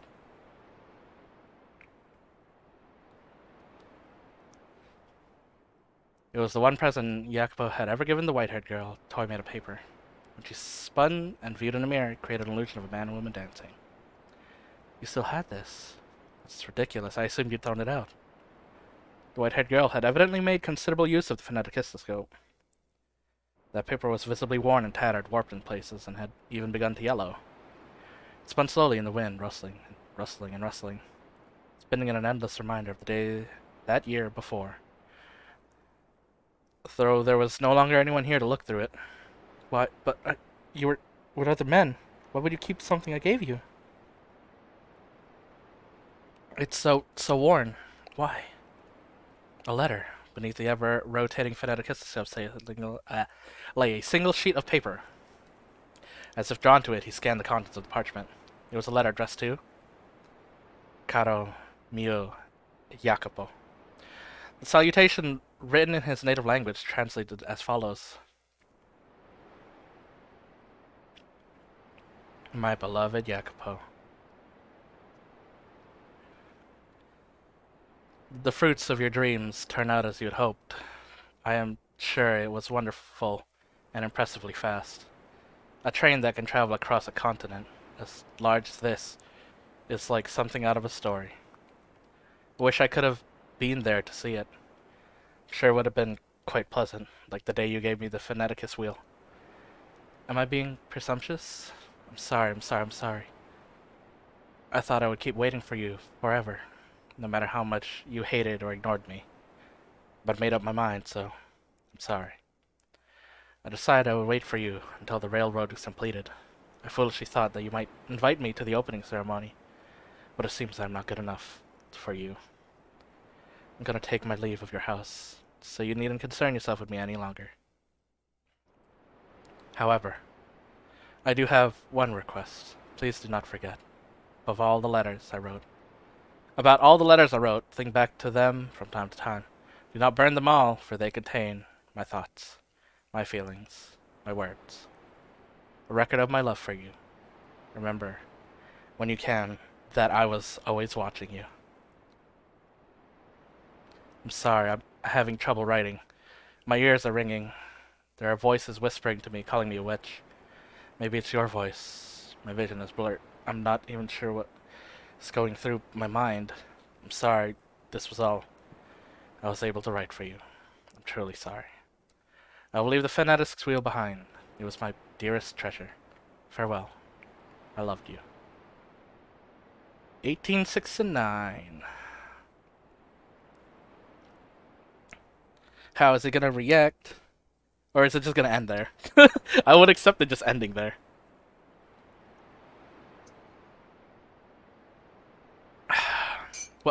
What the hell is this? He was visibly rattled. And unsurprisingly so, the mention of the Transcontinental Railroad's opening ceremony, the letter she had written her dearest treasure, a profession of love for him. And above all, the mangled text that appeared to have been written by someone not entirely in the right mind. Everything about it served to amplify his befuddlement. You waited for me?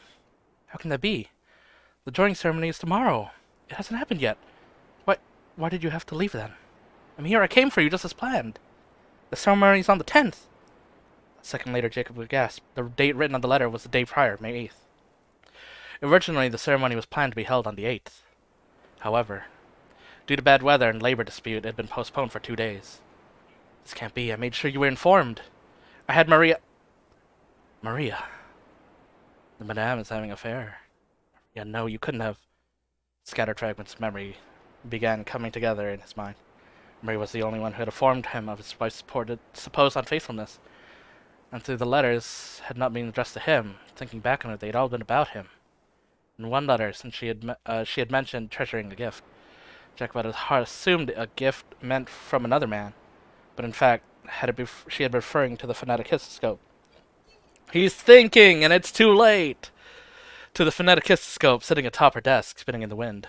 At last, long last, he had finally made the connection. And at the same time, he realized that the only person who could have altered the letters was someone they both trusted, Maria. Never.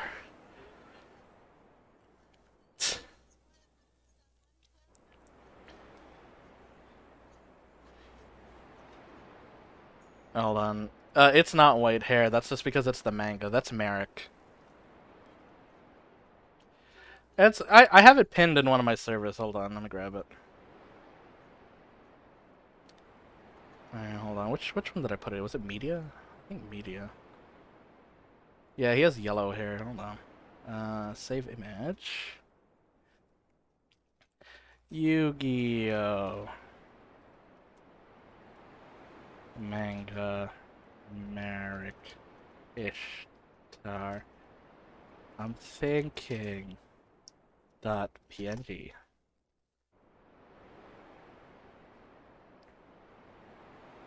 Where does this actually save? I think it's documents.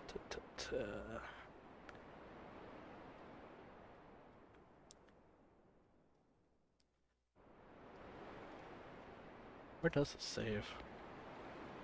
Downloads, okay. So we go here. And we go to here. Go here. Go here. And then we do this. And then we do transition.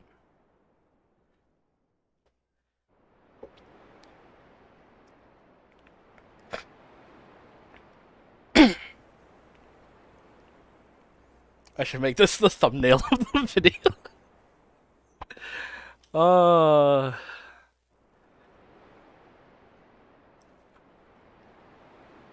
Can I swap that now? I believe, yeah. Upload thumbnail.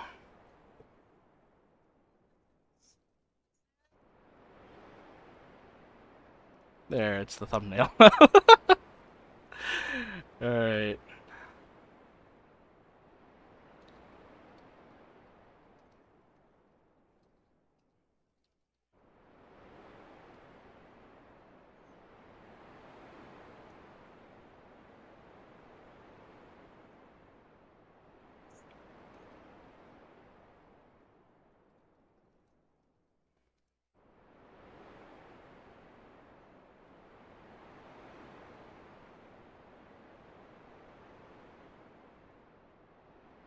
Alright.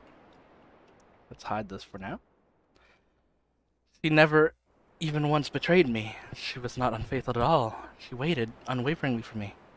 And I refused to believe her. I caused her pain again and again. But its realizations came far too late. The white-haired girl's spirit had been broken and she was no longer at the mansion. Yeah, like, you're not gonna find her 2 days later.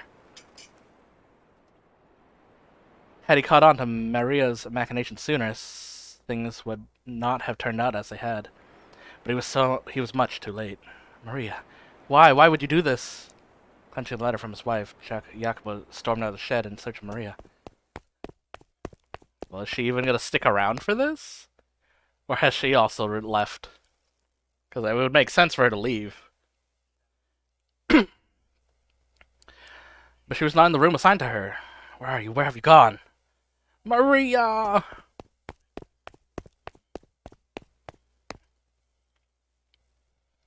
Several maids were roused from their sleep by the racket. But no one had the courage to speak up as the master of the house frantically charged through the halls.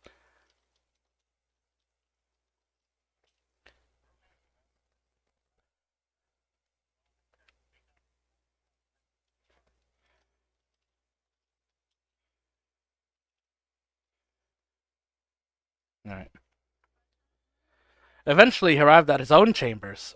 He was certain he had closed the door before leaving, and now a sliver of light had shone through the gap and out of it the frame. Did she steal the key to her, like, the safe? Because I can believe that. Just fucking yoinked it all.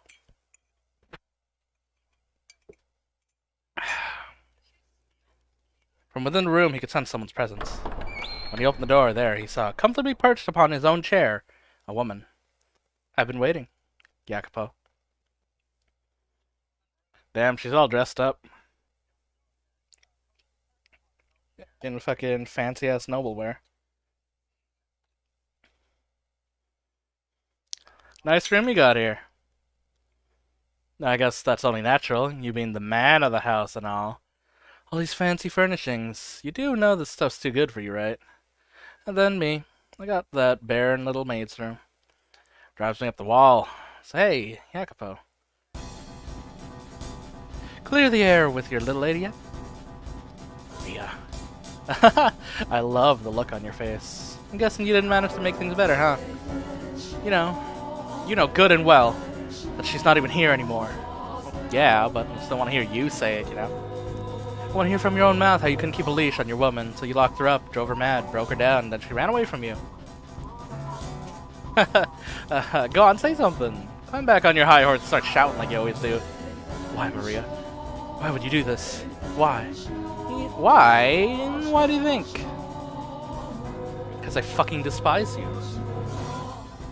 I've been trying to figure out how I want to end things, but then they just fell apart on their own. Fates are smiling down upon me, I guess. Nonsense. She was waiting for me until the day of the joining ceremony, and I was gonna see her on that day. You knew the ceremony had been postponed. That's what you get for putting it all in my hands. For thinking I'm the only one on your side. What do you think? I just tell her like a good little maid? Not a chance in hell. I mean, talk about some fantastic news. You both picked the same day, but you got dates different. Absolutely perfect. Maria's that. Have you always felt? How long? You held this grudge against me. How long? How long? How goddamn dense can you be? Must be nice living in your little fantasy world, Jacopo. And this is the next Capo Famiglia? Oh my god, my sides. So you've always hated me. At the very least, I fucking loathed you since the minute we had our reunion. First I did try to convince myself you had your reasons. Didn't make it feel any less unfair though. You had all the money and all the power and everything else you stole from me. And then you go and get hitched to this pretty little lady. Now don't try to act like you're the victim here. This is all on you. You have an idea how I felt. Fallen from grace, made your goddamn maid, having to suck up to you. You have an idea how infuriating that was? Or do you think I didn't know anything? Did you think I didn't suspect anything? If you did, then you got your head way up in the clouds. So you were motivated by your grudge against my family and the Versaces? Precisely. That's exactly it. Your father wanted so badly to be the Capo Famiglia, wanted so badly to be in power, that he murdered my dad and grandpa. They say it was a carriage accident. The ground was all torn to hell when it happened. You want to tell me what kind of carriage accident causes it to explode? As soon as my dad and grandpa died, your dad took over the Capo Famiglia. Balance of power and factions began to change. My family and anyone with ties to the Campanellas was either exterminated or exiled. The Versaces took over the city. Ah, I burned myself. Just a little bit. My grandpa's Cosca became your Cosca. No one in the right mind would be naive enough to think the Versaces didn't have a hand in that. The great Campanella family, bitten by their pet dog. Except the dog had rabies. And as a result, in time, that lush, historic land will wither away and die. My dad and grandpa, buried in that dried up earth, are screaming in the graves even now. Can't prove me wrong, can you, Jacopo? And now, first in line to be the next Capo Famiglia is you, his son. Naturally. Feels pretty good, don't it? Slaughtering my family, leaving us to wallow in the mud. While you live here like a fucking king. So what your family did. I don't have a home to go back to anymore. No house, no prestige, I have nothing left. And that's goddamn outrageous. The Campanellas are supposed to run that city. Instead, filthy Versace curs are crawling out like it was some kind of infestation. I am a legitimate Campanella, but I'm stuck being your goddamn maid. If I hadn't been born a woman, I would have become the Capo Famiglia after my dad and grandpa died. because I'm a woman, I couldn't retaliate. I just had to sit on my hands and watch the tragedy unfold. It's absolutely miserable. So I had to make you suffer as well. I had to make you as... No, I had to make you twice as miserable as I was. You had no reason to hate anyone but me. Why'd you make her part of this? You have some grudge against her too? Not particularly. I actually kind of like that, madame. Sweet, pretty, kind-hearted, timid, and fragile. Trusted every word I said. Splendid little toy. Thought of her as your toy? Now, can you really call me out for that? You can't. You have no right. You never cared one bit about anyone else. They're all footstools to you. A little too late to find yourself a sense of morality. This whole thing could have been avoided if you two had just had a single conversation. But instead, the both of you came crawling to me, saying, "You're my only ally, Maria." How dense can you be? Of course, I thought you were my ally. I trusted you, as I'm sure she did. Then just get your eyes examined, because you can't see a damn thing, Maria. My god, it was beautiful. The way you two blind trusted me, creating your own misunderstandings and causing your own pain. How you could never seem to get on the same page. Watching it all fall apart. Maria. Is that everything? The extent of your grudge and all you did? Yep. That's everything. All that's left is for me to kill you. There's the gun. Hold still now. I wouldn't want to miss. Maria, was our past mean nothing to you? Was that oath just an empty promise? How could it, when you remember so clearly? Fine, I'll explain it to you, our little romantic boy. Bad grown-ups will take every advantage of good memories. It's time I finally returned this to you, Jacopo. The cartridge you gave me, packed with your disgusting sentimentality. Well, got shot. Killing you ain't the end, though. All you Versace curs, send every last one of you straight to hell. Our revenge has just begun.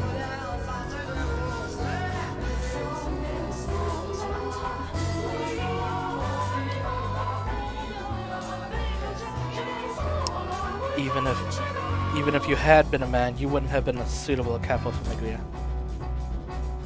You should have aimed between my eyes, Maria. Jacopo. Oh shit, headshot! What a god! But why? Why?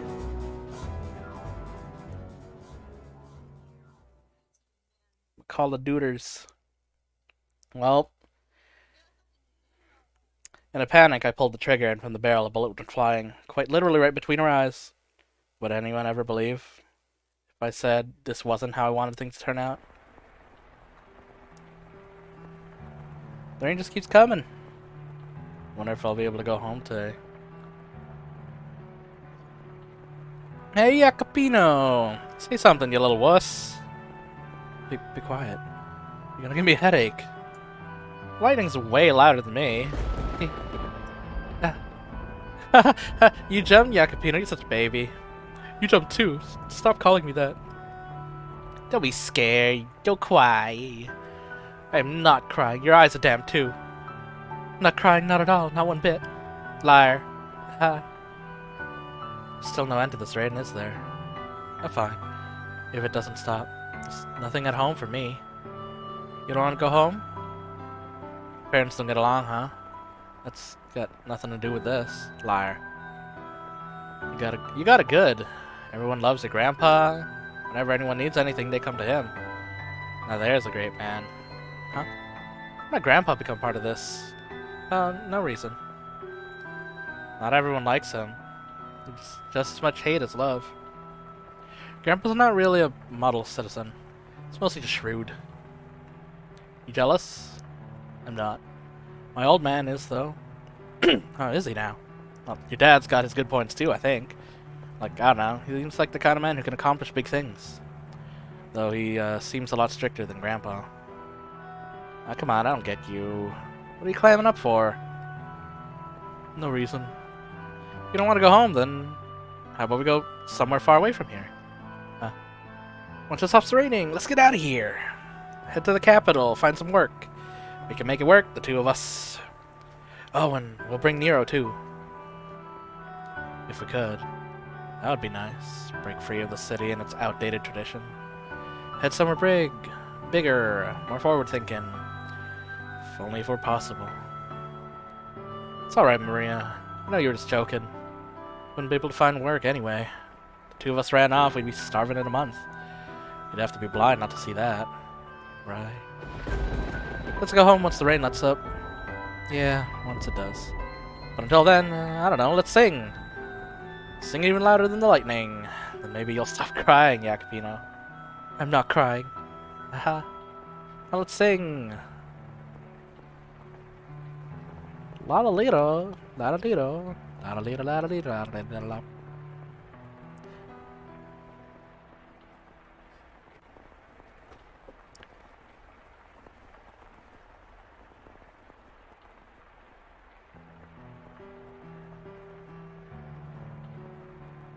Maria. May not have put it into words, but I trust you understand that I consider you a dear friend.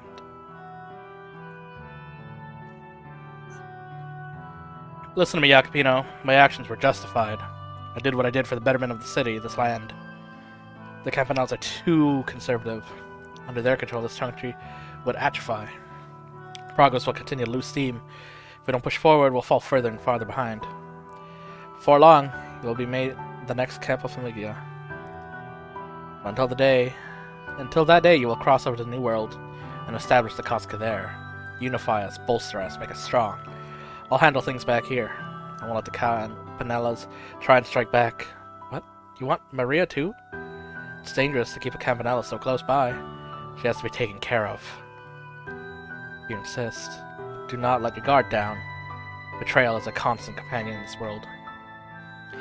And giving you my revolver, keep it on you at all times. Glory everlasting upon our blood and upon this earth. Well, he did listen to Dad, it seems. The best I can give you is a job as my maid. If I show you any more obvious preferential treatment, Versace's are liable to step in. Money, power, respect, and enough authority to not take orders from anyone. I thought that if I could obtain all that, I'd be able to give you your freedom. And her as well. I wanted to give you both comfortable lives.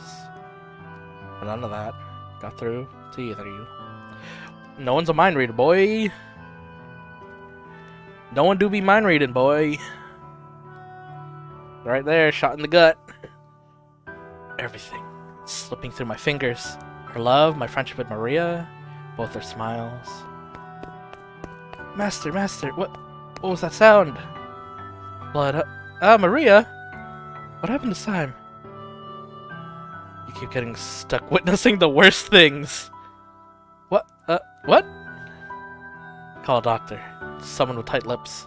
Do not call the police. Don't make a scene, got it? So then, go on. Yes, sir. Right, not everything has slipped through my grasp. My money and influence are all that is left. Hey, maid. This is what you wanted, though, is it not? You sought money and power, no? Aren't you gonna go? Yes, I will. But first I would like to ask you something. What do you intend to do from here? What am I gonna do? Exactly the same as before. It's but one thing for me to do. Let's see. Will you eventually find solace in your riches? The way I see it, money and power can be your ally, but they can also become your enemy in the blink of an eye. If you do not put them into words, your feelings will never make it to anyone. For unlike money, humans are not measured by their appearance.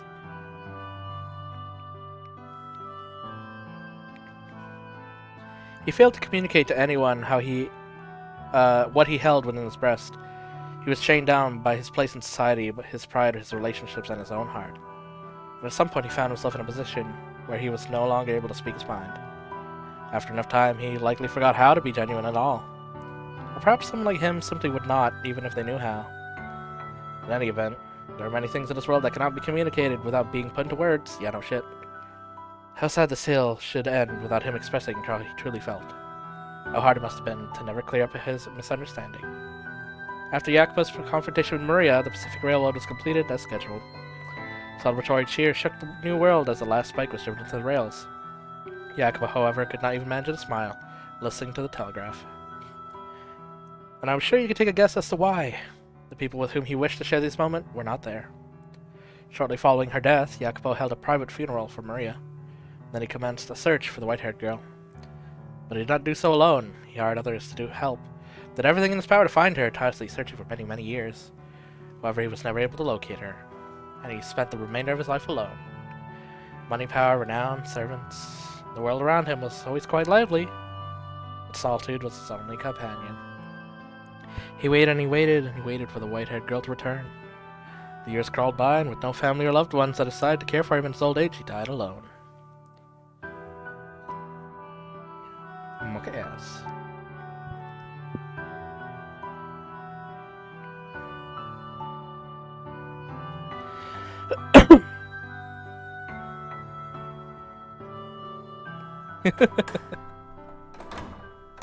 Pig Iron Manor. Industrial. I mean, it still made me sad reading the, like, ending letter, but it was also like, you could have avoided this, bro. Yeah, it was like when it said months passed, I'm like, excuse me? Excuse me? You got stabbed and that wasn't like the resolve that kicked you into overdrive to be like, oh shit, I might die. I should get this over with. Months passed?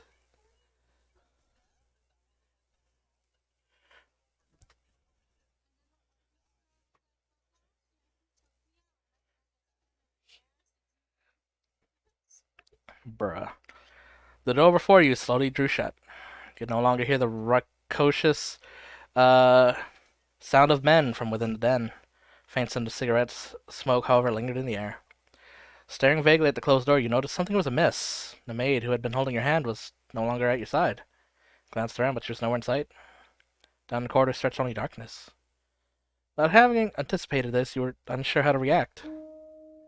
What's the matter? You lost, or you just trying to take in the sights? A voice called out to you, but it was not the maid's.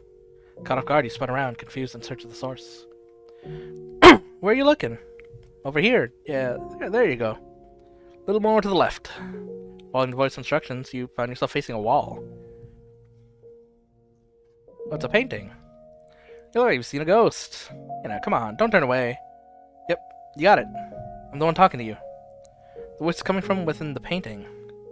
When you'd passed by this wall on your way to the third door, a magnificent landscape painting had been hanging there.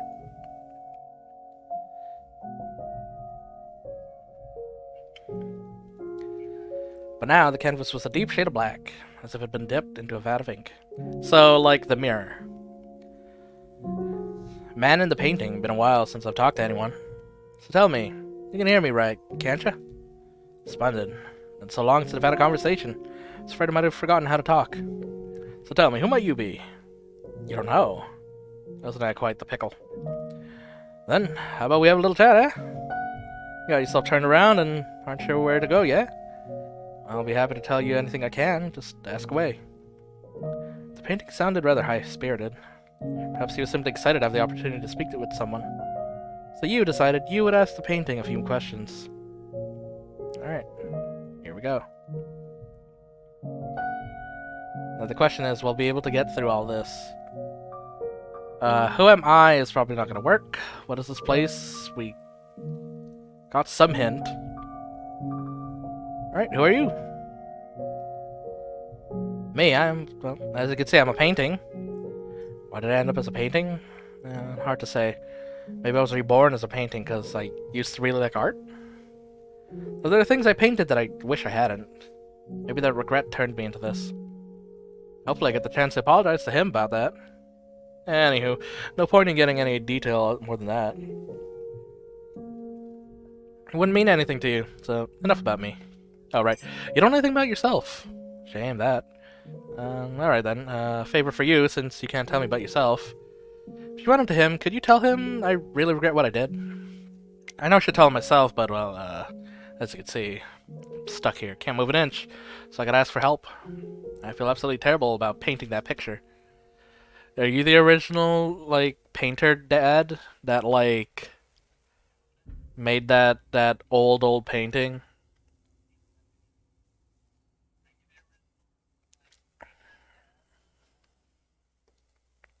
I know, yeah, the deadline's way past on that one, but that's what makes it regret, yeah? Because you can't take it back. By the time I'd realized it was too late. He was already dead. He's, long since passed. Are you supposed to give a dead fellow a message? Well, for all you know, Dead could be wandering these halls too. So please, if you come across him, tell him I said that. That I didn't mean any harm with that painting. Or maybe you are him? Yeah, maybe. I'm not sure, so could be. Question is, am I allowed to ask all these questions?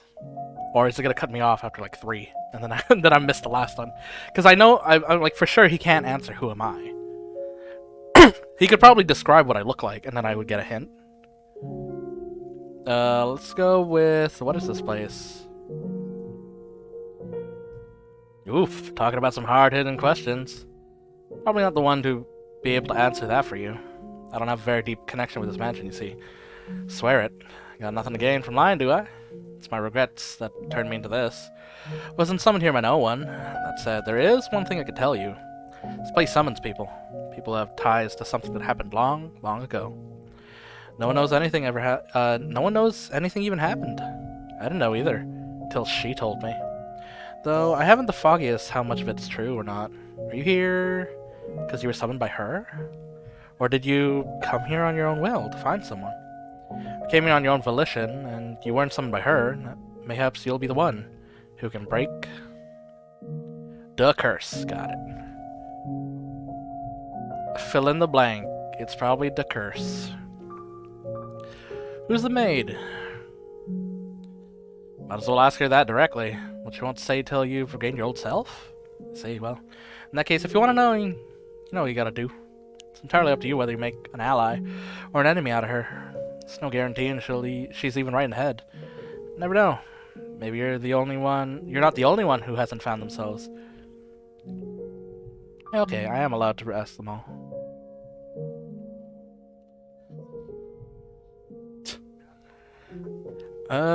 Just because you don't know who you are doesn't mean you can go around asking other people. I mean, I'm not a person, you see? You say, no, you're right, but I'm not gonna know anything about you that you can't tell me yourself. I mean, for where I'm standing, you're almost like a walking cloud of shadows. Can't even tell what you look like. Oh, well. Guess I'm like the Shadow Man.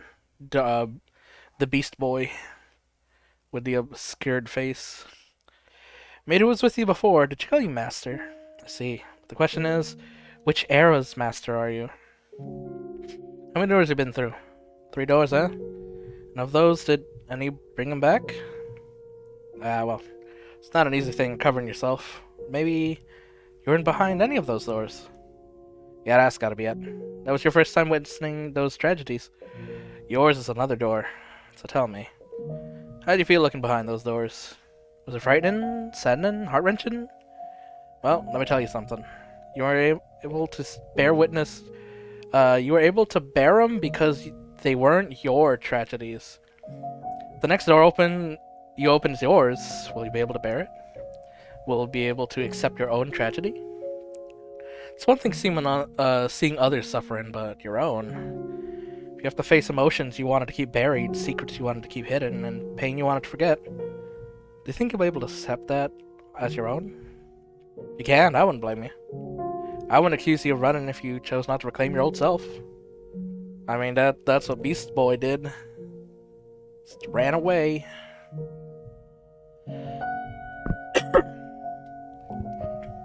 Nothing wrong with erasing your memories of something if it was so bad you didn't want to face it in the first place.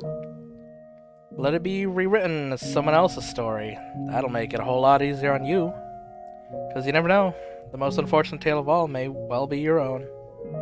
Or perhaps that goes for everything about you. You wouldn't know till you see it. Well, that's true enough.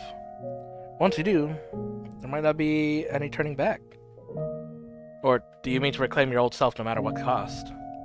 If you do, if you're sincerely prepared for that, then be wary of the tale that comes next. Any tragedy that seems too beautiful to be real is precisely that, a fabrication. Turns out you're someone from behind the next door, and perhaps you're my... Ooh, you're related to the next door. Okay. We'll go back to the thinking screen.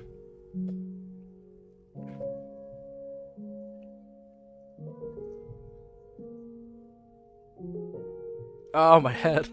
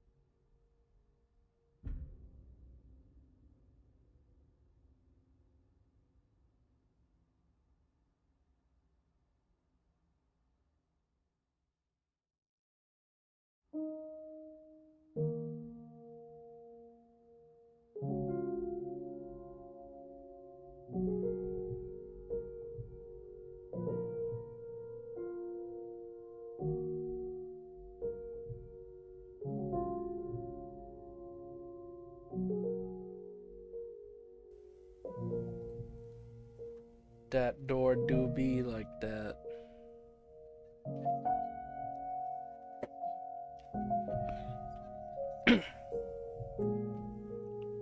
Well, because the first ones had mysteries and intrigue, but you'd fall like already figured it out at the beginning, and it's the kind of tragedy that's just the tragedy where you see it coming and you can't do anything to stop it. Can't do anything to stop it.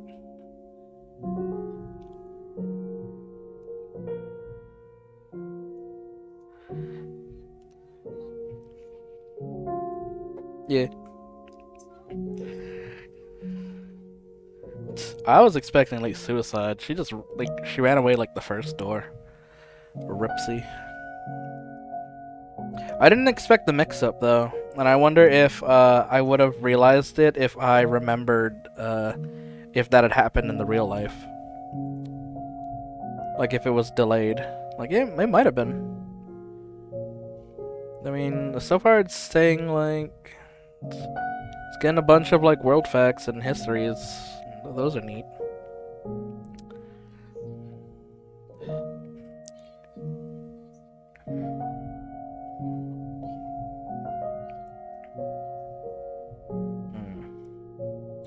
And I mean,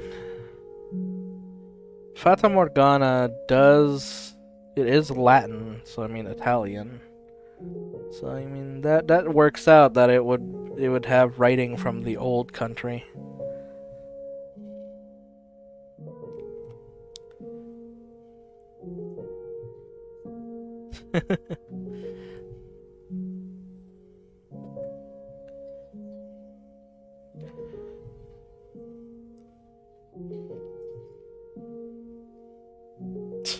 This time period is pretty whack.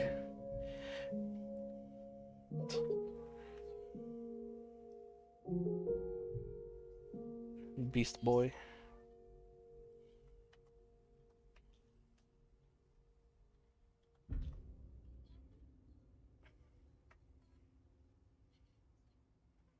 Yeah, but it was apparently supposed to be us simultaneously seeing her past at the same time as we were being told about Maid and his past.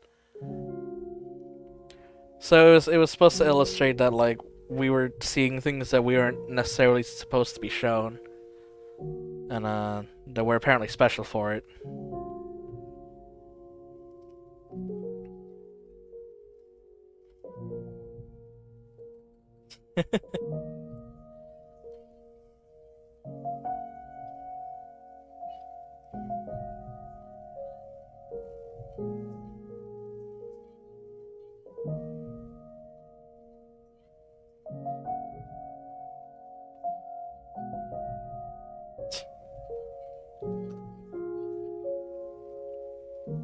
LaMel.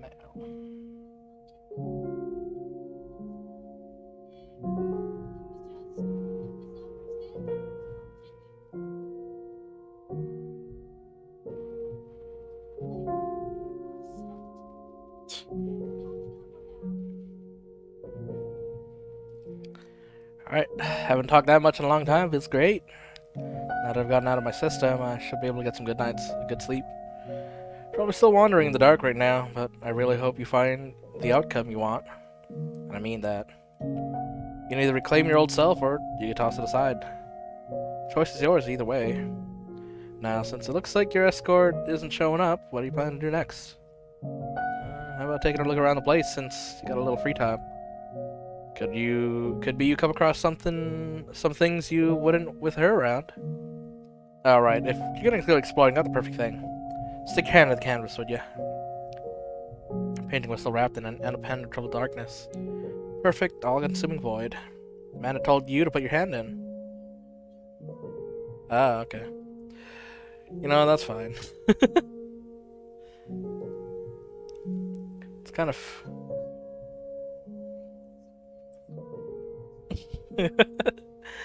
the man told you to put your hand into it. You? I get the choice. Alright, let's put it into another other save.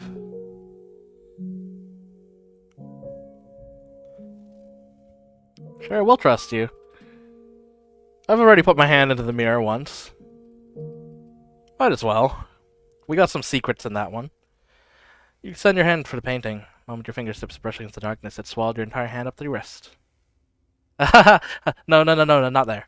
That tickles a little to the right. As the man in the painting has instructed, you grope around inside the darkness. Before long, you felt something hard at your fingertips. Clenching the object, you withdrew your hand. Your arm was still intact. Spread your fingers, and there you found a key. Fancy.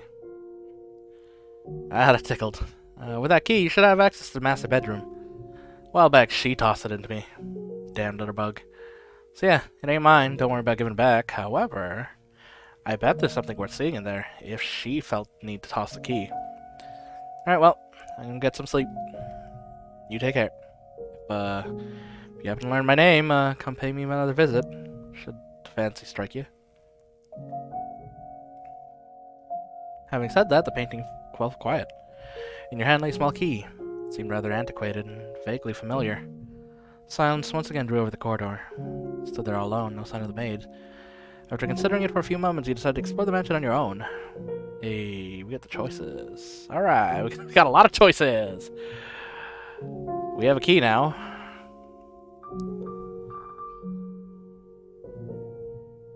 Alright. So these are the places we've already passed by.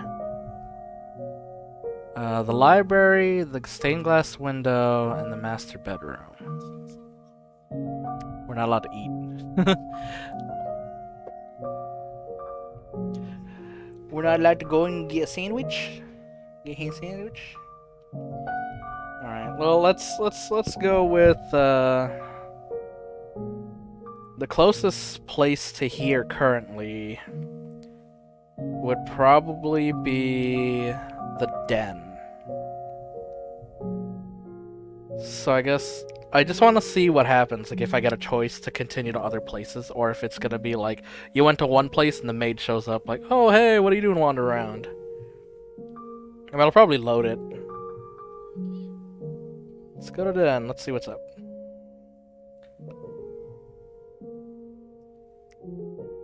Sent cigarettes, smoking lingers in the den. However, the room was silent. Not even an echo of the men's chattering remained. Something was moving. Billiard balls. No one present to strike the balls. They rolled spontaneously around the table. The path they traced along the surface was rough and erratic, contrasting that of the former master who had held the cue. Spheres collided awkwardly with one another, not a single one coming close to the pockets. As an experiment, you put a ball on the table, or you pull a ball off the table. In response, the path of the ball has become clumsier. Having lost one of the targets, they began to be bouncing aimlessly off the cushioned walls of the table. As he stared intently at the table, a man's voice rang out from somewhere in the room. Oh, hey, well, we got the shadow of what I assume is Jacopo. Spinning around, you saw the silhouette of a man. However, you could not make out what the man was saying. The man thrust his finger at the table. He appeared to want you to return the ball. You reluctantly placed the billiards ball back on the table. When you did, the balls seemed endlessly colliding with one another, never landing in any of the actual pockets. You looked up to find the shadow gone. Having determined that the maid was not going to appear in the den, you exited the room, making your way back to the corridor. Okay. I guess we're going to meet shadows of the past. Oh, that's true. Let's go to let's go visit the rose garden.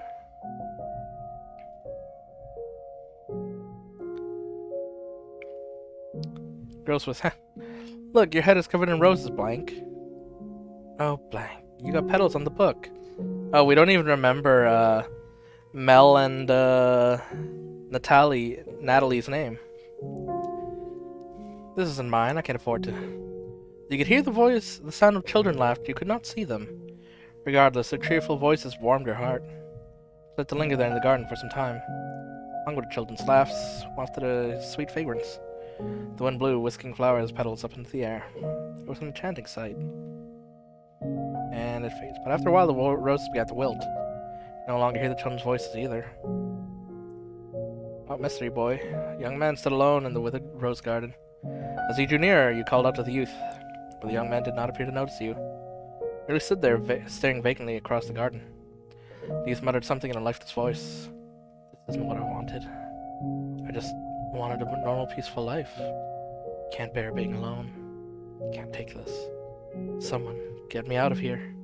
Oh God, tell me that I'm not the bad one here. He tried to call out to the young man several times, but he did not seem to hear you.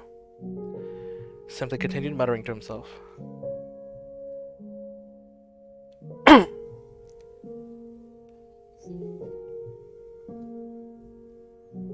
Alright, are these all gonna turn out to be me? Are all these boy protagoni gonna turn out to be me? Or maybe it's not even boys. Maybe because the maid had us escort her every time, is she coloring our experiences? Who knows? It's a mystery. I mean, we're technically revisiting the rooms that she said we should not let go of her hand for. So we're experiencing them like raw. Unable to bear the chilly air any longer, you step back into the mansion. Alright, let's go check the cellar then. See how different that goes. It's still really weird to me that, like, they dragged the girl's body into the cellar after accidentally stabbing her. And then probably finishing her off. Because they said, like, oh, I mean, it's not a problem. Anyone that would stay with a beast is probably as bad. Which means that they probably stabbed her in fear, like she was sleeping. And then they were like, ah, shit. And then she screamed, and they were like, oh, just kill it. Kill it. But then why drag it to the basement? That's still weird to me. When you descend into the cellar, you hear beast-like snarling. Along with it came a sour odor and the sound of ripping flesh. Could not see the beast, but that did not make it any less unpleasant. Made to retreat from the cellar. Oh. But before you could, a shadowy creature lunged at you. You reflexively squeezed your eyes shut. After several moments, you opened your eyes again to find a silhouette of a man standing in place of the beast. You and the shadow stared at each other for some time. You asked the shadow a question, and the shadow responded.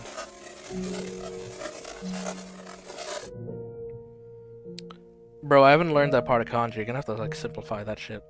Got him. However, you had no idea what he said. Shadow seemed to be trying to communicate something to you, but you tried to make sense of something you could not understand was pointless. Having no reason to remain in the cellar any longer, you made your way back upstairs. Rip. My boy's Japanese is also rusty.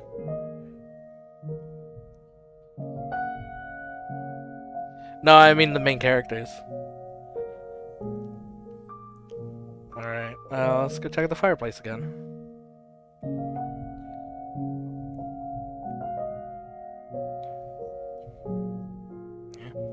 Made your way to the room with the fireplace. What remained of the fire crackled weakly, leaving the room in a veil of darkness. Remember that you had awoken here. Out of sheer curiosity, you sat down in the rocking chair you had been asleep in. Creak, creak, creak. It's as soothing as a cradle to a baby, and in short order you find yourself your consciousness drifting from your grasp.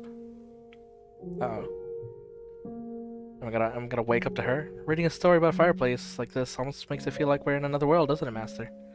Maybe that's why troubadours perform at pubs, so they can be near the fire. Oh, you're such a cynic. That's okay, huh? Say, do you remember when I first arrived here? When I was cleaning the library?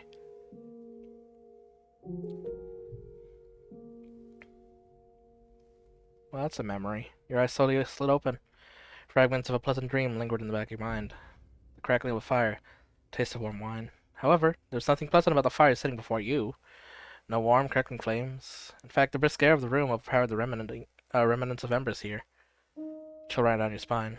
Afraid you might freeze stiff if you stayed there much longer, you resumed your exploration of the mansion. Okay. I wonder if calling for the maid ends this sequence. Let's look at the entrance door. Made your way to the mansion's entrance. There was no one around or any source of light. Groping through the darkness, you found the front door, which was sealed shut with a heavy bar. Pressed against the bar, but it remained firmly in place. The door did not budge either. It seemed you could not leave the mansion. Burn the witch. Crucify the impure. When you made to step away from the entrance, you heard a muffled voice. You look around, but were unable to determine the source of the voice. Nor could you be sure whom you had heard either. Giving up on finding anything at the entrance, you decided to head somewhere else. Alright, let's go to the library.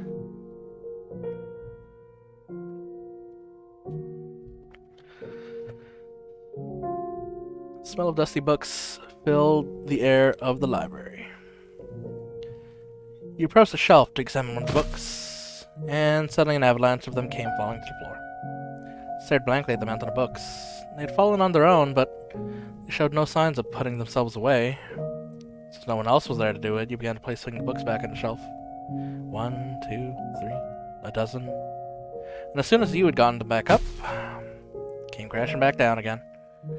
You wished very much to implore of a maid's assistance, but she did not appear to be in the area. Pretending you had not seen anything, you made your way back into the hallway. Okay. Not my problem. Leaves. Okay.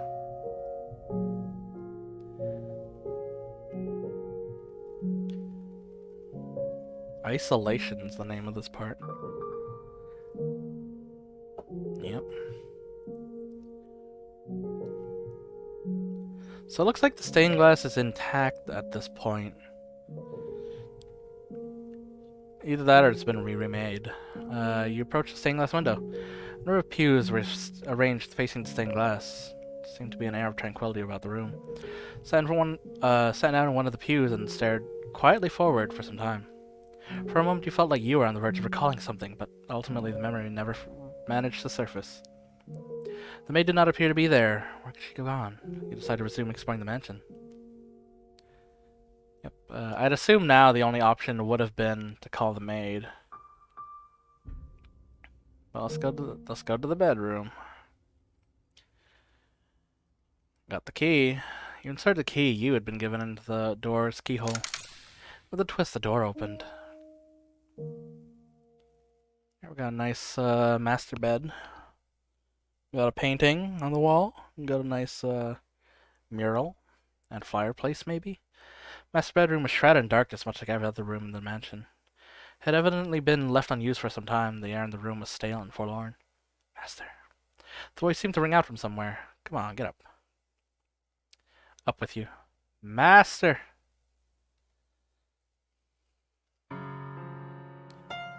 See, what did I tell you? It's so much nicer in here with a little light. Without warning your whole... Yeah, that look... Is that Giselle?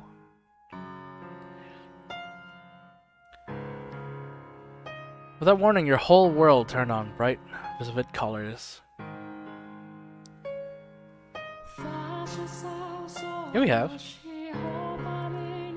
It was the girl that...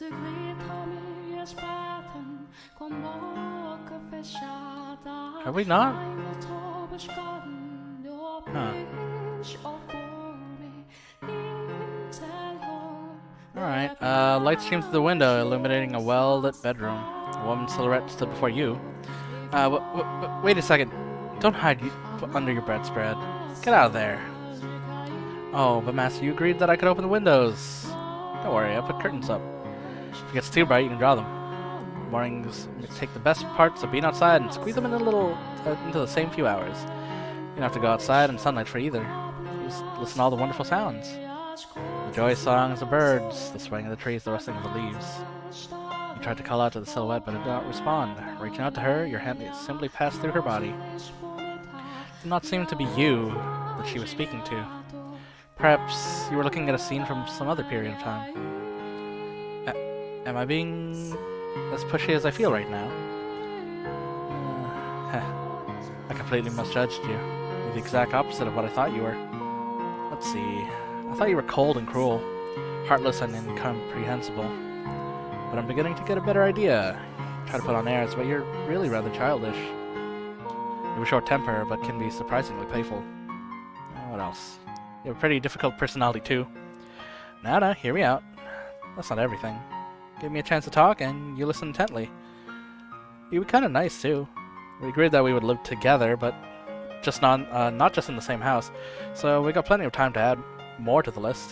And I hope you can make your own list about me, too. It's just the beginning, after all. Got a long, long time ahead of us. Plenty enough to get to know each other, you know? Let's not waste any time, then. What do you say we do something today that we haven't been able to before? Which we can... Oh, I know. We can get this place cleaned up. Now, there's some actual light in here. We can see all sorts of problems we'd probably rather not. Like dust. All over the place.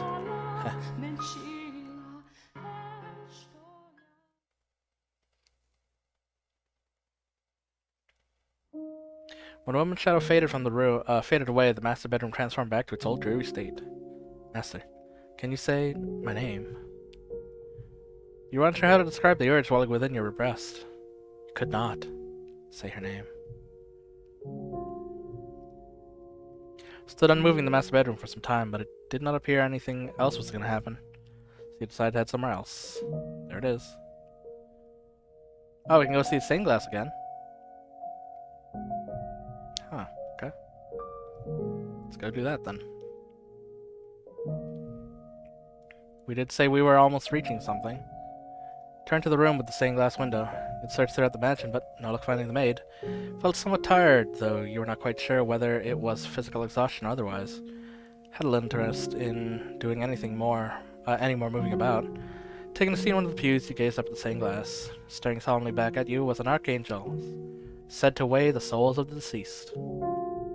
Perhaps he was trying to weigh your soul. There you go. Call for the maid is now centered.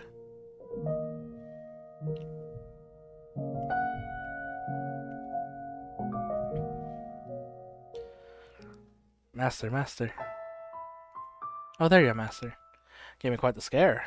After returning from the third door, you disappeared without a word. Oh my. It was I who disappeared. That is quite strange. I did not go anywhere, as far as I am aware. Nevertheless, I am glad to have found you. It would have been a complete loss at what to do if I had been separated from you yet again. I did indeed say that when you first arrived. I have been waiting for your return for a very long time. For centuries, as a matter of fact. That'd make me a ghost, you say?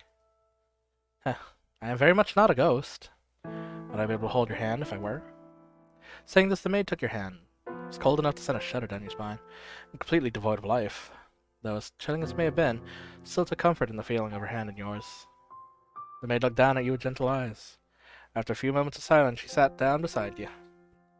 Stained glass window is quite beautiful, is it? Not. Every time I see it, it brings a tranquility to my heart. A dreadful, deep-rooted curse afflicts this mansion. However, this room is the one exception. Can you feel the purity that hangs in the air, Master? Yes, what is it? You are correct.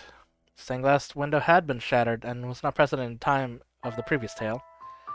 I wonder, perhaps it's because the mansion we are in presently resides in a realm separate from the real world?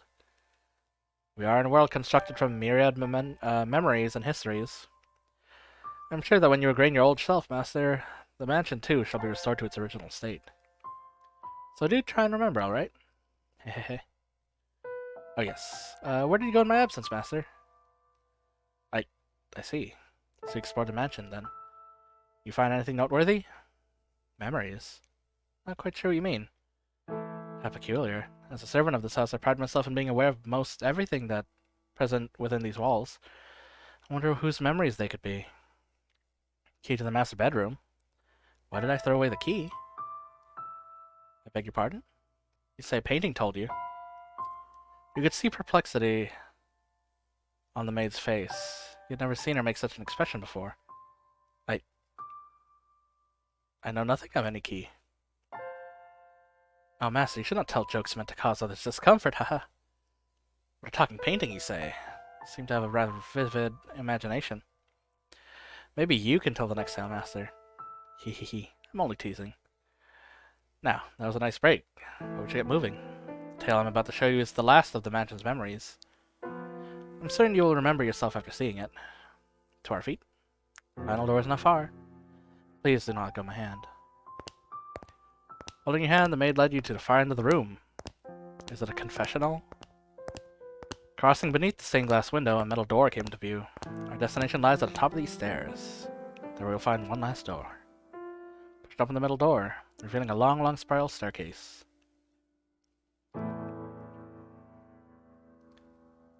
Spirally.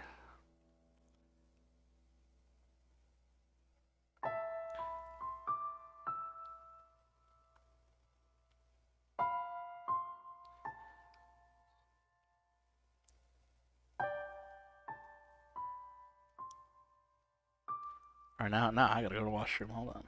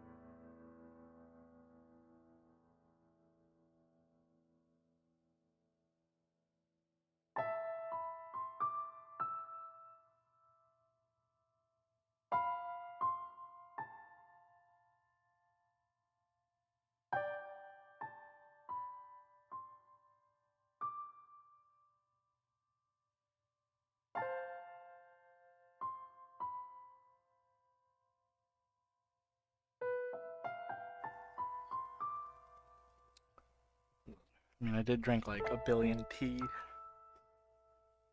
It do be like that. Alright. reunited. It'll be a bit of a walk, so let us be on our way. Please do watch your step. It's called an observation tower. Normally towers such as this were built in castles or churches, so it's rather strange for there to be one in a mansion. Last story I wish to show you, Master resides at the top of this tower. Rectangular windows were carved out of stone in several locations along the way up the spiral staircase. You attempted to peer out one of the windows, but all you could see was a thick layer of fog. Perhaps the maid's suggestion that the mansion did not presently reside in reality was in fact correct. When each stepped upward, you found yourself gripped by an undescribable sense of anxiety. The feeling somewhat resembled irritation or annoyance.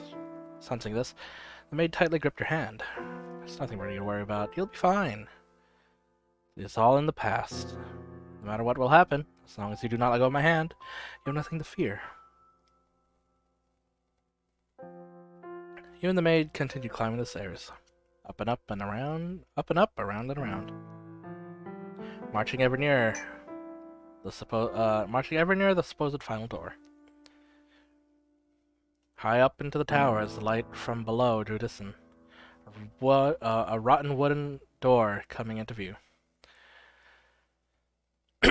Patches of what appeared to be blood stained the surface, and holes had been bored into it with sharp objects of some sort. You heard a scream from far below, where no one should have been. Kill the witch, kill the witch, kill the witch. Burn her, burn her, burn her. You were struck with fear. The next moment, the maid opened the door, and then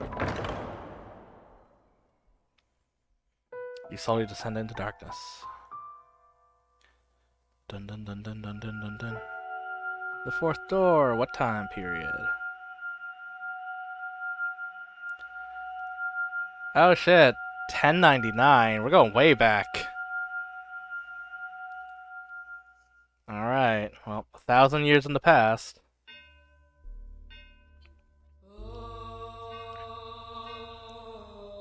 Is this the Middle Ages?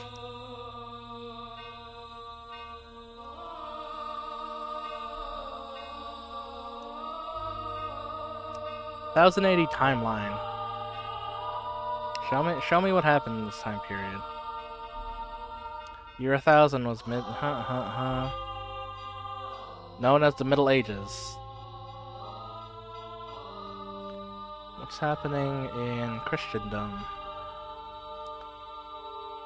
Holy Roman Empire established itself as the most powerful state. Oh, so this is the rise of the Roman Empire, okay.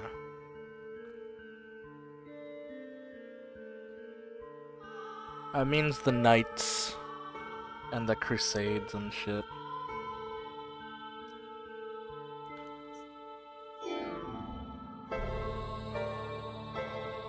Alright, it's when the Roman Empire became the big boys before they fell.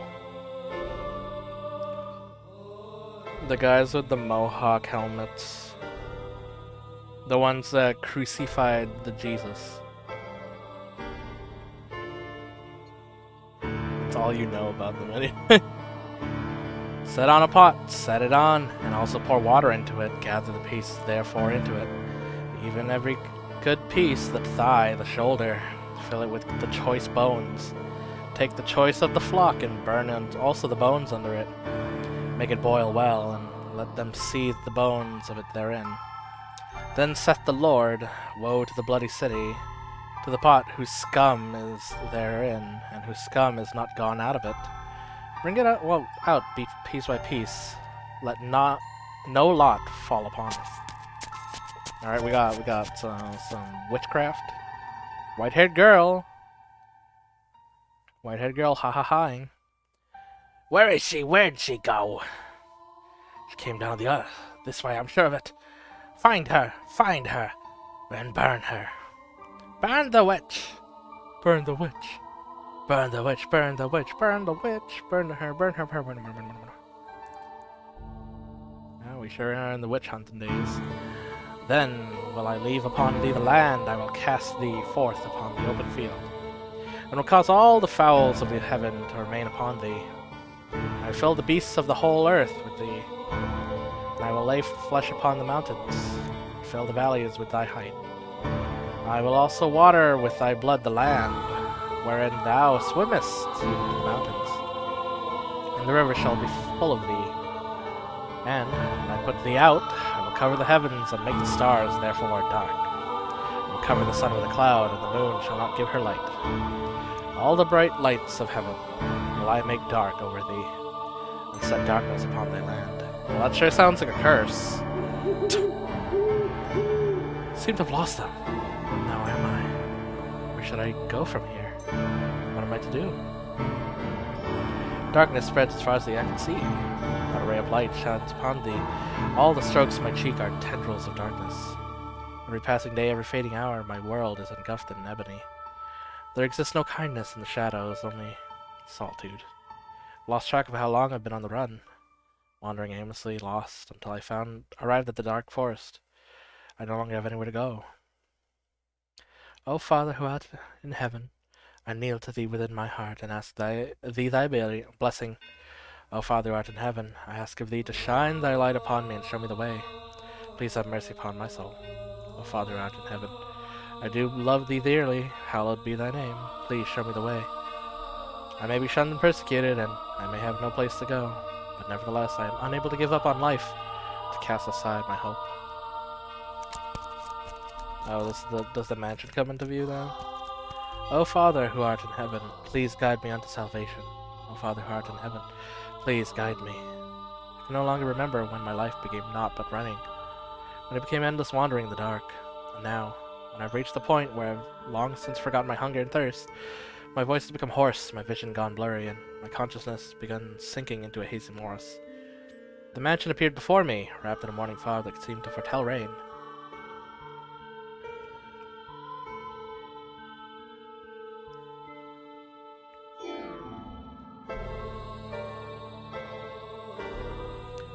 Do-do-do-do.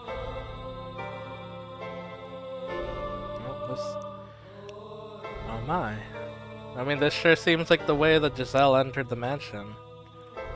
The mansion come into view, and like the world fading in after a dream. Doesn't appear as though anyone lives here. All the windows are either boarded up or shuttered, as if it's long since been abandoned. A tower which seems out of place in a personal residence stands tall beside the tower. Beside the mansion. The whole building seems as though it could disappear with the fog. It has an unwelcoming presence, freezing me in my tracks. However, if this is where you have led me, I shall follow your guidance. I have nowhere else to go. This mansion is my only salvation, the light that guides my way. And so I must have faith that no matter what I find, whatever spirits or wild beasts stroll within these walls, that this is where I will find peace.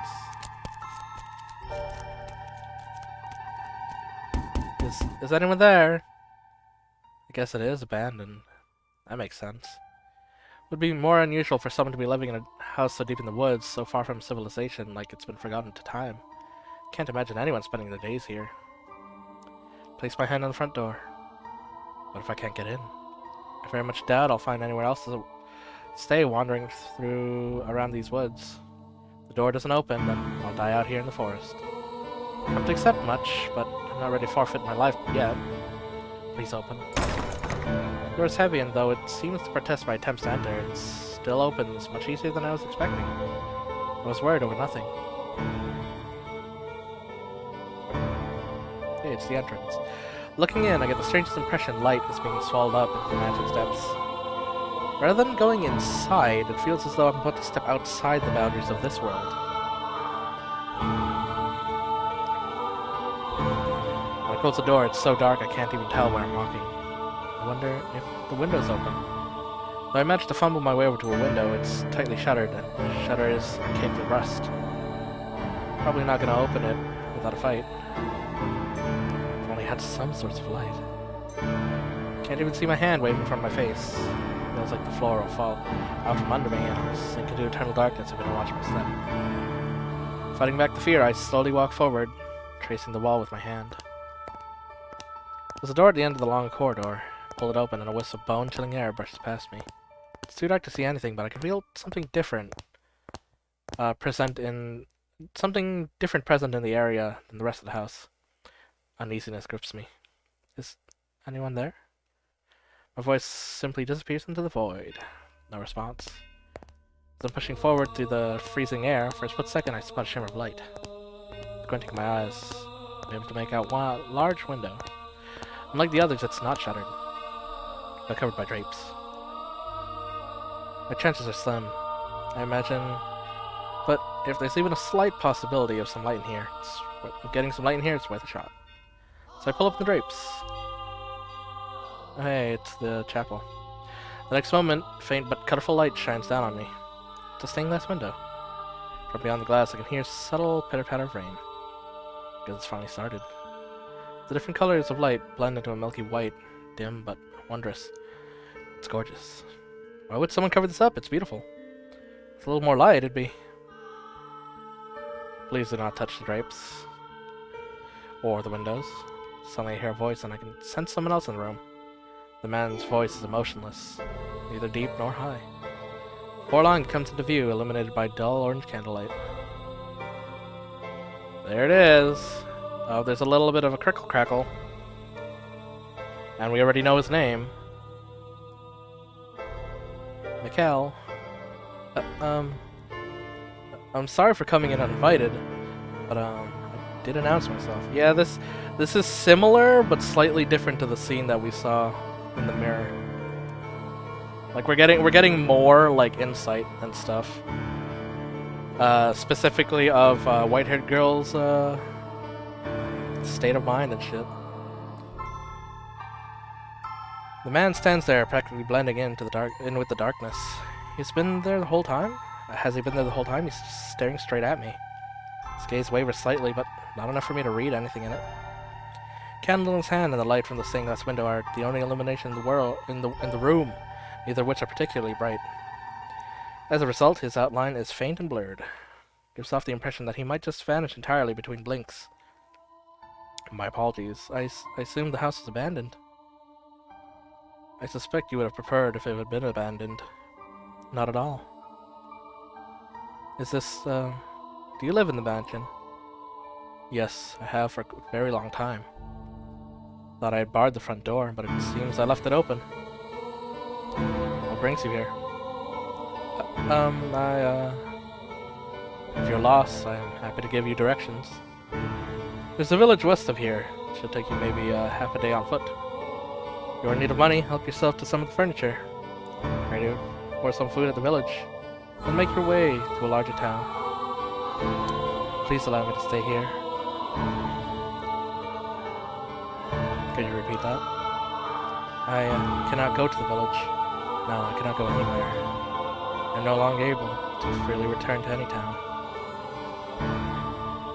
I'm being hunted. You seem rather young to be a sinner. So you have transgressed. I am neither a thief nor an adulterer. If I bear any sin, then it has been with me since birth. I will do everything I can to stay out of your way. I simply ask that you grant me shelter until it all blows over. If you wish to know my transgression, I will tell you. So please, do not throw me out. I see. And do you ask this of me, aware of how people refer to this mansion? Pardon? It is said that a witch once lived in this house. And not just any witch, a cursed witch. This house has been tainted by her seething hatred, and all who dwell within it meet their demise. But you live here, don't you? Like her, I too am cursed. Huh. What kind of curse? The one thing I can tell you is that your life is in danger if you get involved with me. Should you approach my curse, I will likely to take your life. You'll kill me. Yes, so you do not belong here. To live with me in this mansion is to sentence yourself to death. No matter the path I choose, I very much doubt I have a future. And if that's the case, then I shall live how I want. No matter what people say about you or this mansion, I wish to stay here. You might think I'm rather strange, but my heart tells me that I must stay here. That I was guided here. And hearing what you have to say only reinforces that. What are you scheming? I'm not scheming anything. I'm simply tired of running. So if your curse is going to kill me, then perhaps that's for the best. At the very least, you won't be hunting me. You won't try to flay me, or tear my arms off, or rip my flesh from my bones. And that's enough for me. If you've committed no sin, then why do they hunt you so fervently?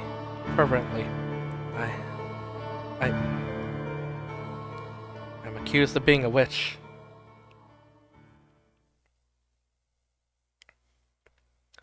Master, please wake up. Return to me. Have you come to, Master? I apologize for sending you through the door without warning. Must have given you quite the scare. But I beg your forgiveness. I heard a terrible screaming from down the stairs and I panicked. Say you saw the white-haired girl. I see. So you made it into the world beyond the door before me. I'm deeply relieved that I was able to take your hand before losing sight of you. I presume you've already grown familiar with the atmosphere of this time period, Master. You've seen her, as you said, and you should have a basic grasp of the situation. She was a very misfortunate girl in this era, accused of being a witch, abused and persecuted. Her life was in constant danger. It was again her appearance that brought this upon her. That snow white hair and those ruby red eyes clearly differentiated her from everyone else. Oh, and I apologize. I neglected to mention that this door is unique. As for what sets it apart, that will be made clear as we proceed, though. One difference is in the time period. The tales I've shown you began with the beautiful flaxen-haired family, followed by the tale of the bloodthirsty beast, and the tale of steel and ambition, proceeding in chronological order.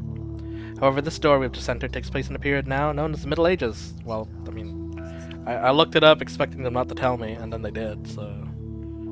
Thanks, game. Long before the other three tales. Yes, that is correct. This is where it all began. The mansion's curse, the truth of the witch, and your identity. All this should be made known. If, after this tale, you are still unable to reclaim your old self, then there's nothing more I can do. The door contains the last tale I am able to tell you. So I ask of you, please do not let go of my hand until it's all over. Now then, let's begin the beautiful, tragic love story of two solitary souls trapped in the Mansion of Darkness. A Mansion of Darkness. In that era, the mansion was a dungeon draped in darkness.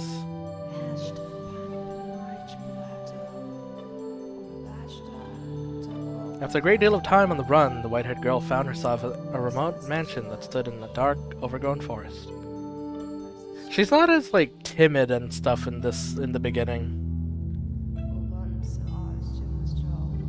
She's very much clinging to life, please let me stay, blah blah blah. So, okay. All the windows were either boarded or shuttered, and it was even darker inside the house than out. Not even a ray of moonlight could enter those walls. Only naturally, the white-haired girl had assumed that nobody lived here.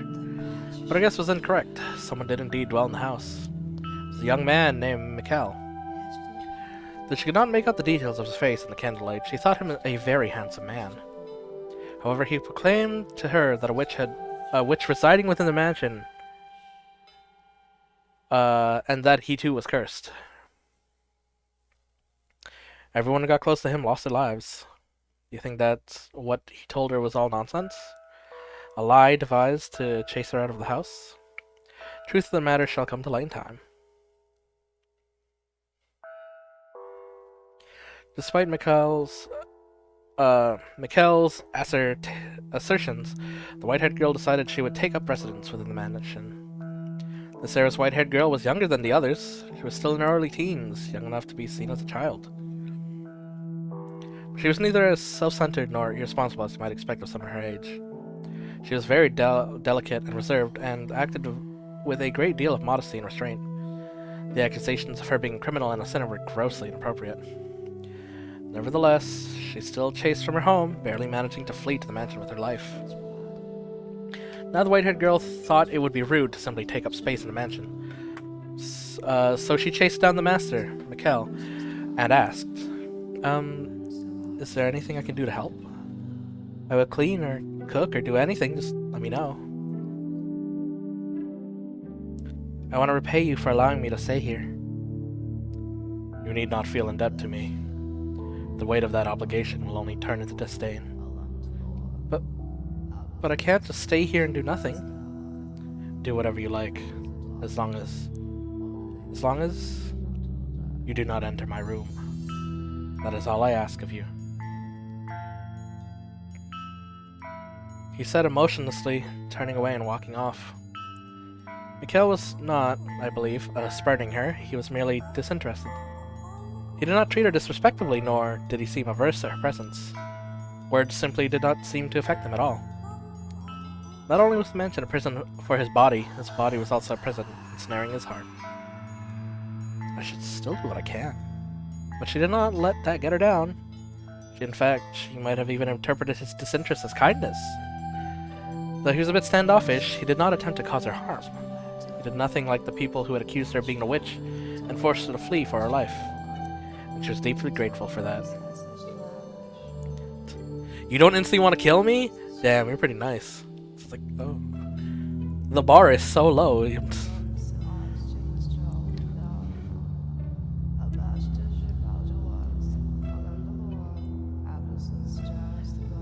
Yeah, thus began their quiet life together. Mikhail, who avoided contact with the others, and the white-haired girl, who had taken a great deal of abuse from others. Two people who hardly knew anything about one another, who were too distant to really be said to be living together. Mikhail spent most of his days in his chambers, so they only ever saw each other occasionally, and they hardly ever spoke. Though they stayed in the same house, they both lived solitary lives. Still lived solitary lives. Nonetheless, the white-haired girl wanted to get to know Mikhail better. She wanted to know why he called himself cursed. Why he lived alone in this dark mansion. How many days, how many years had he spent here in solitude? And while she waited for the opportunity, she also started doing things around the house. It's the library. First project she set out to take care of was cleaning.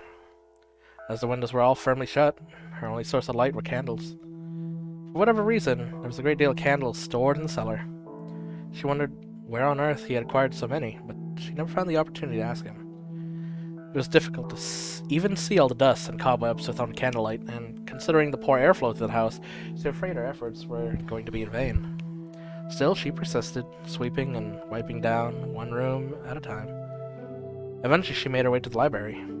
The dust that had settled there was much heavier than any other room. With each breath, she had to fight back coughs. Damn.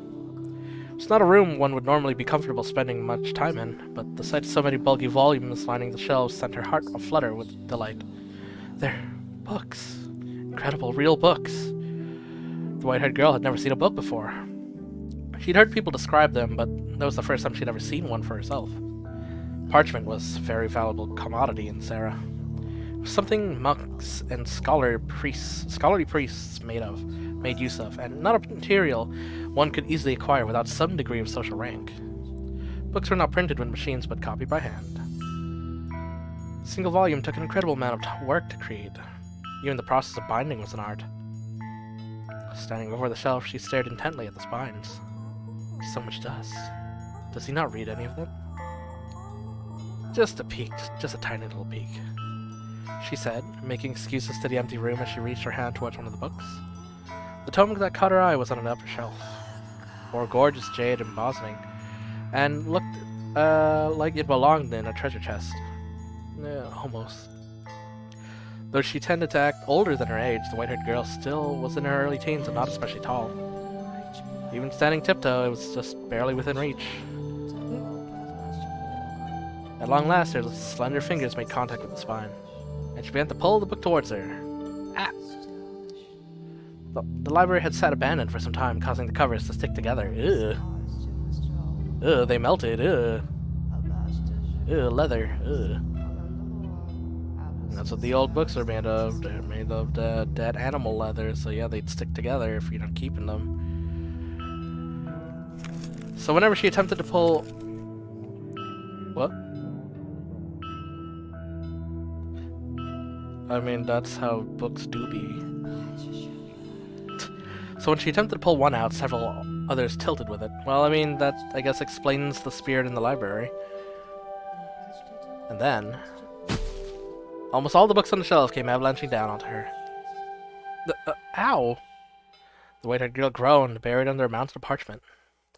She hoped she had not damaged any of her host's valuable collection, for the mess was enough of a setback already in her attempts to express her gratitude. Looking around, she saw one volume that was almost torn in half. She did not know whether it was in that condition before, or if it had happened in the fall. But nonetheless, she felt horribly guilty. Sitting there unable to get back on her feet, tears began to welling in her eyes. Then suddenly a shadow fell over the dejected girl. He took a book in his hand and returned it to the shelf. For a brief moment, the shadow's hand reached hesitantly towards the white-haired girl, then changed course towards another book. It was Mikkel. There was ended perplexity in his otherwise emotionless eyes. Perhaps he had heard the noise and come see what had caused it. I'm sorry, your books, What were you doing? I'm sorry, I wasn't trying to make a mess. I didn't mean to damage such precious books. There's no need to panic. I'm sorry. You make it sound as though I'm admonishing you. What? Did you want to read one?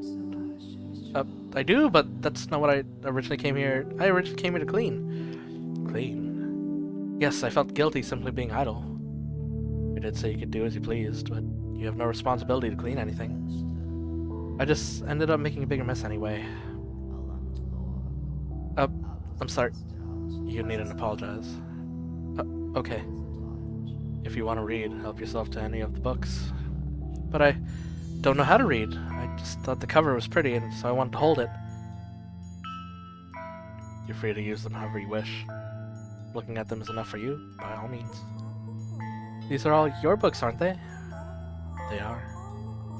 That's incredible. You have so many. Must have taken you a long time to acquire them all. One per month. What? My family sends me one every month. Every month? The white-haired girl turned her gaze back towards the shelves, squinting her eyes and beginning to count. When she finished, she was in awe. There were in excess of hundreds of books on the shelves, which meant she had lived there in solitude for many years. She was at a loss for words. Their dull tomes, dreadfully inoffensive and not even interesting enough to waste a few hours with. Decoration is all they're good for. I see. If you could put them to some use, then perhaps my having them won't be entirely meaningless anymore. I am going to return to my room. Don't feel obligated to clean up. Just a minute. Was there something else? Could you tell me your name? I just realized I never asked for your name. Not knowing what to call you will make conversation awkward. You don't need my name to... I want it, though. Mikkel. Mikkel, like the Archangel. The name suits you quite well. It suits me. It does, although it's difficult to see you in the dark. You seem to be a very handsome man, befitting of your name. I beg to differ. Giving me his name is the highest form of mockery. I can expect the real Archangel is probably rather annoyed by it. I don't know. I think it's a wonderful name. And your... No, never mind. Oh, my name. My name is Giselle. Please call me Giselle. Oh shit, we finally get the name. Whoa! Confirmation! Whoa! Oh, thank goodness. Or what? That I was able to get your name and talk to you for a bit. We haven't seen much of each other since I first arrived, so I'm glad that I got to hear your voice. So very glad. You gain nothing by speaking to me. You have no responsibility to do so. There's no need for you to feel joy about it. I'm not pleased out of some sense of responsibility or necessity. It's just depressing, not being able to have a conversation with someone living in the same house. You do not understand me at all. As I said on that first day, my curse will one day kill you. But I'm still alive, aren't I? You are welcome to believe I am lying, or that I am merely out of my mind. But it will be too late when you realize the truth. I'll be fine, I'm sure. And even if I do die because of your curse, I promise I won't hold a grudge. Could you possibly be keeping me away out of concern? No, I simply have no interest in interacting with anyone. I would like to interact with you. If you don't mind, that is. As I told you, you have nothing to gain from that. I have nothing, not even words to give you. My body is but a shell. Even if I were not cursed, my presence would do naught but cause you discomfort. I don't think that's true. I don't believe that there's anyone in the world with absolutely nothing. There's plenty inside you. You simply haven't noticed it yet. Not all of it will cause others pain either. If you truly believe those words, then you are a foolhardy girl. How can you trust someone you've only just met? For that matter, how do you not resent everyone? Resent them? I can take a guess as to why people call you a witch, and why you had to flee all the way to this mansion. Your white hair, red eyes, that abnormal, seemingly inhuman appearance drew their condemnation. Condemnation. I got it right the first time. Shit. And I can think of any number of reasons they might have started treating you less than human. Perhaps people around you experienced misfortune. Or perhaps there was a natural disaster, a famine of plague. Some kind of external phenomenon. And you were the scapegoat. Yes, you are by and large correct. Then that would make me as unworthy of your trust as anyone else. I make no claim to having your interests in mind. Goodbye. If you don't mind, could you teach me how to read sometime? Did you listen to anything I said at all? I listened, yes. I have no intention of idolizing you. I don't expect you to do anything for me, and I don't wish to burden you in any way. I simply wish to be allowed to be at your side. It does not matter to me what kind of person you may be. That's all I want. I apologize for keeping you. Please consider it if it's not too much trouble. As the master of the house, Mikhail made his way out of the library. He appeared to be slightly rattled. Perhaps the white-haired girl's determination had ignited something in his chained heart. Or perhaps there was something else. She stared towards the darkness, into which Mikhail had disappeared. Then she carefully wrapped her arms around the jade-embossed tome, a soft smile spreading across her lips. He's a decent man, I'm sure of it. We're alike, he and I. Then thus began to blossom within her a faint sense of fellowship, as someone who also knew solitude.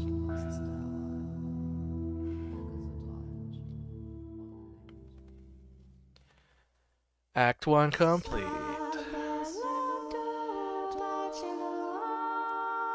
I think it should be scene 1 that I'm saying, because normally in tragedies it's like 3 scenes, 7 acts, I believe? Something like that. Anyways, it'd been a week since the white-haired girl had taken up residence in the mansion. Staying in the house deprived of light was, I imagine, a very claustrophobic experience. To anyone blessed enough to have sunlight as part of their everyday lives, it would have been unbearable. But for her, the mansion, with its imprisoned walls and lack of either illumination or recreation, was the one place she could find respite. She and Mikhail continued to be distant, however. He spent most of his time in his chambers, which he had explicitly told the white girl to stay out of, leaving her unable to close that gap. Nonetheless, on the occasions where they did cross paths in the hallway, their eyes would meet, if but briefly. It was never for more than a few seconds. Whenever she saw him, she made a point of giving him a little smile. He never said anything, but still, when she had first arrived, he would not even meet her gaze. He seemed to be taking more and more notice of her. One day, the white-haired girl stood in the cellar, a frown on her face. Well, this is troubling. I can't go down to the village, but if we don't do something soon... The cellar was where the food was stored, an assortment of non-perishables and dried foods, smoked meats, and cheese. Her daily meals were taken from the supplies here. However, the stockpiles were getting to grow quite small. Were she not on the run, she could have gone to the village to procure more. Perhaps, were she a little tougher, she could have captured a wild animal for its meat.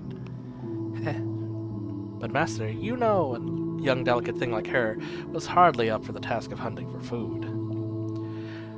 How does he normally get supplies, I wonder?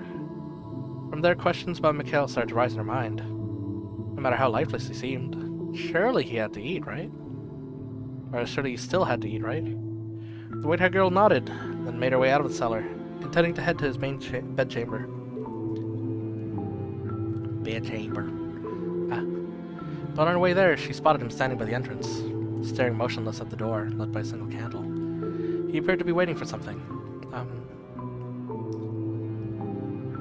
May I ask you a question? Go on. We're just down in the cellar, and I noticed we were running low on food. Do you normally go down to the village to restock? I haven't been outside in 10 years. Then how do you... What if I told you I don't eat? What? That I am not of this world, and as such, I have no need of sustenance. What would you think of that? That sounds very, economical? You know what? I like you, girl. You're good shit. Okay. We're on board now. I mean, I already liked her now that she's more animated and less of a pushover, so... If you can survive without eating, having to eat, that's one less thing to worry about. If it were possible. I'd like to have that ability too. It would seem trying to frighten you is a waste of time. But was I supposed to be afraid? Never mind. Doesn't matter. You asked about the food in the cellar. It's getting to be about the time. Wait, and you'll find out. What do you... It's here. Oh? If you want to know where my supplies come from, open the door. But, I'm in hiding. There's no one at the door anymore. The knock is nothing more than a signal. A signal? The white-haired girl turned toward Mikhail to press him for more information, but he averted his gaze. Find the answers yourself, he seemed to say. She took several moments to gather her will, then marched over to the door. So bright. Sunlight, which she had not seen in some time, was so bright it seemed to burn her eyes. Although the sun itself had not gotten any brighter, she had simply spent so much time in the dark, her eyes were no longer accustomed to the light. The color of her eyes made them quite sensitive to light already, so when she stepped outside, her whole world seemed bone-white. The white-haired girl stood motionless for 10, perhaps 15 seconds. When her eyes had finally adjusted to the light, what's this? She noticed a crate on the ground at her feet. She turned her head back to ask Mikhail about the box, but the mansion was so dark it appeared to be wholly severed from the outside world.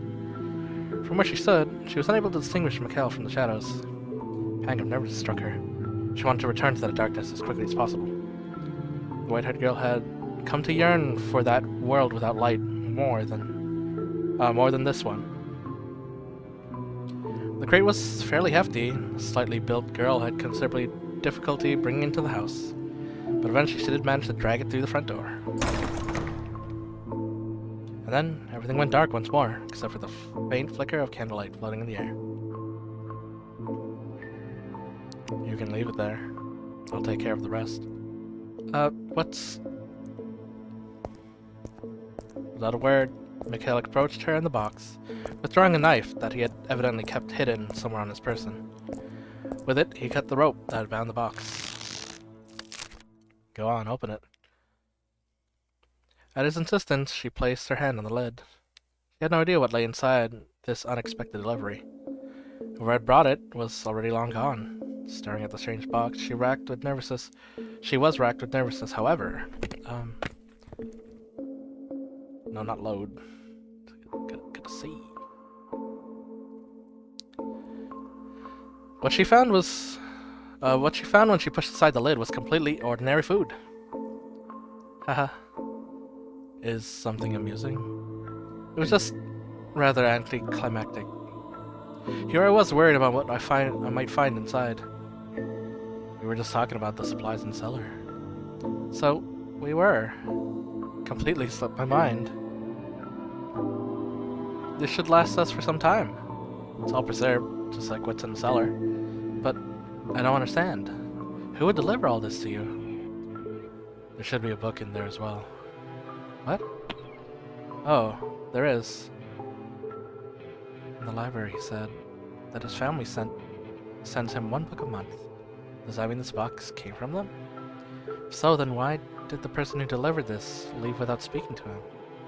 What happened between him and his family? Is he here because they want him here? Or because he chose to be here?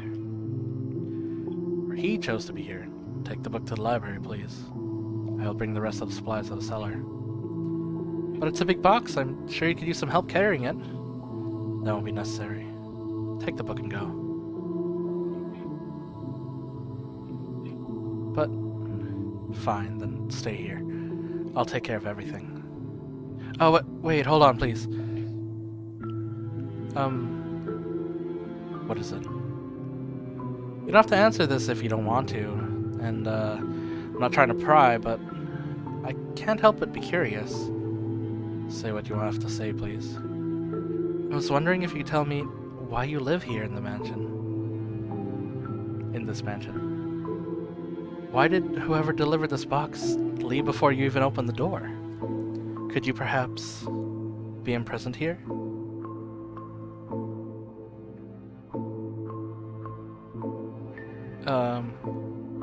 I told you this from the first day. From the very first day. I am cursed. It's only natural for a cursed man to live in a cursed house. Yes, but that's such a vague answer. I don't understand why you're in the situation you are. I don't know how you feel about it. So much I don't know. And I'm not even sure if your curse actually exists. I see. That is a perfectly reasonable doubt from your point of view. Having been branded a witch because of your appearance, it would make sense that you think my curse might be a fabricated or perhaps a metaphor for something else. Alright then, come with me. What? I'll show you my curse. As he turned on his heels, the white-haired girl caught a glimpse of what appeared to be a smirk on his face. Like the whole thing was some kind of sick joke. That smile carved into his mask was far colder than any look of annoyance or rejection. But despite the twinge of nervousness, she still followed Mikkel. As much as he might have stood out in a crowd with such height and long hair, his presence was almost entirely eroded away by the darkness. She felt that he could simply fade away into nothingness at any moment.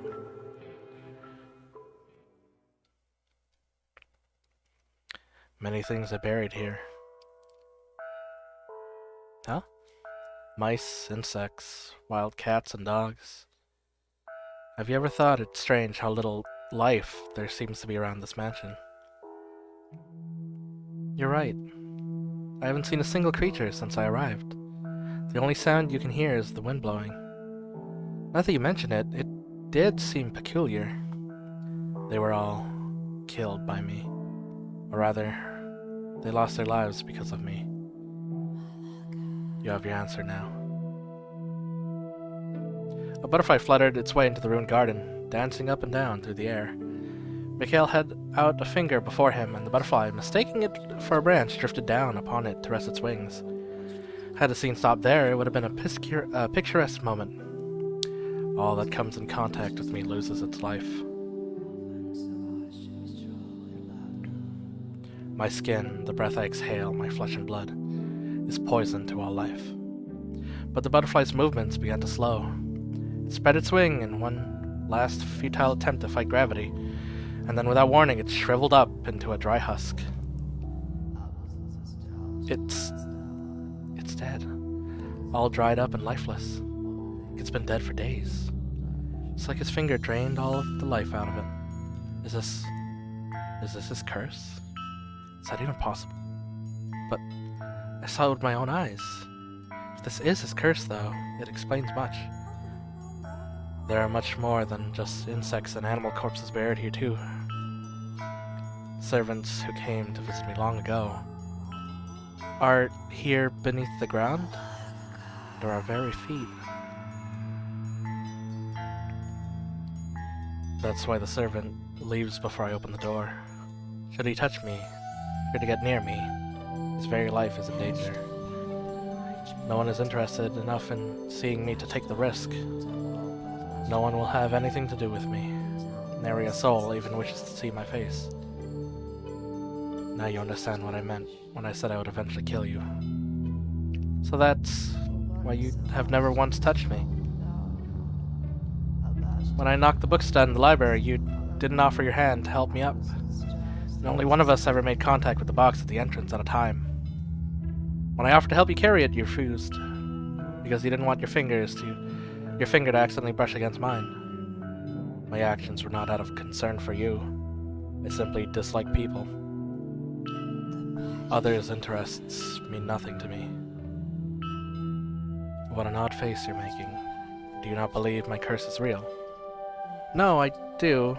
It is certainly irrational, inexplicable, unbelievable. But you've shown me more than enough evidence. And I don't believe you're lying to me right now, either. In which case, you understand how dangerous it is to be near me. You said that if you left, you'd be killed. But it's been some time since then.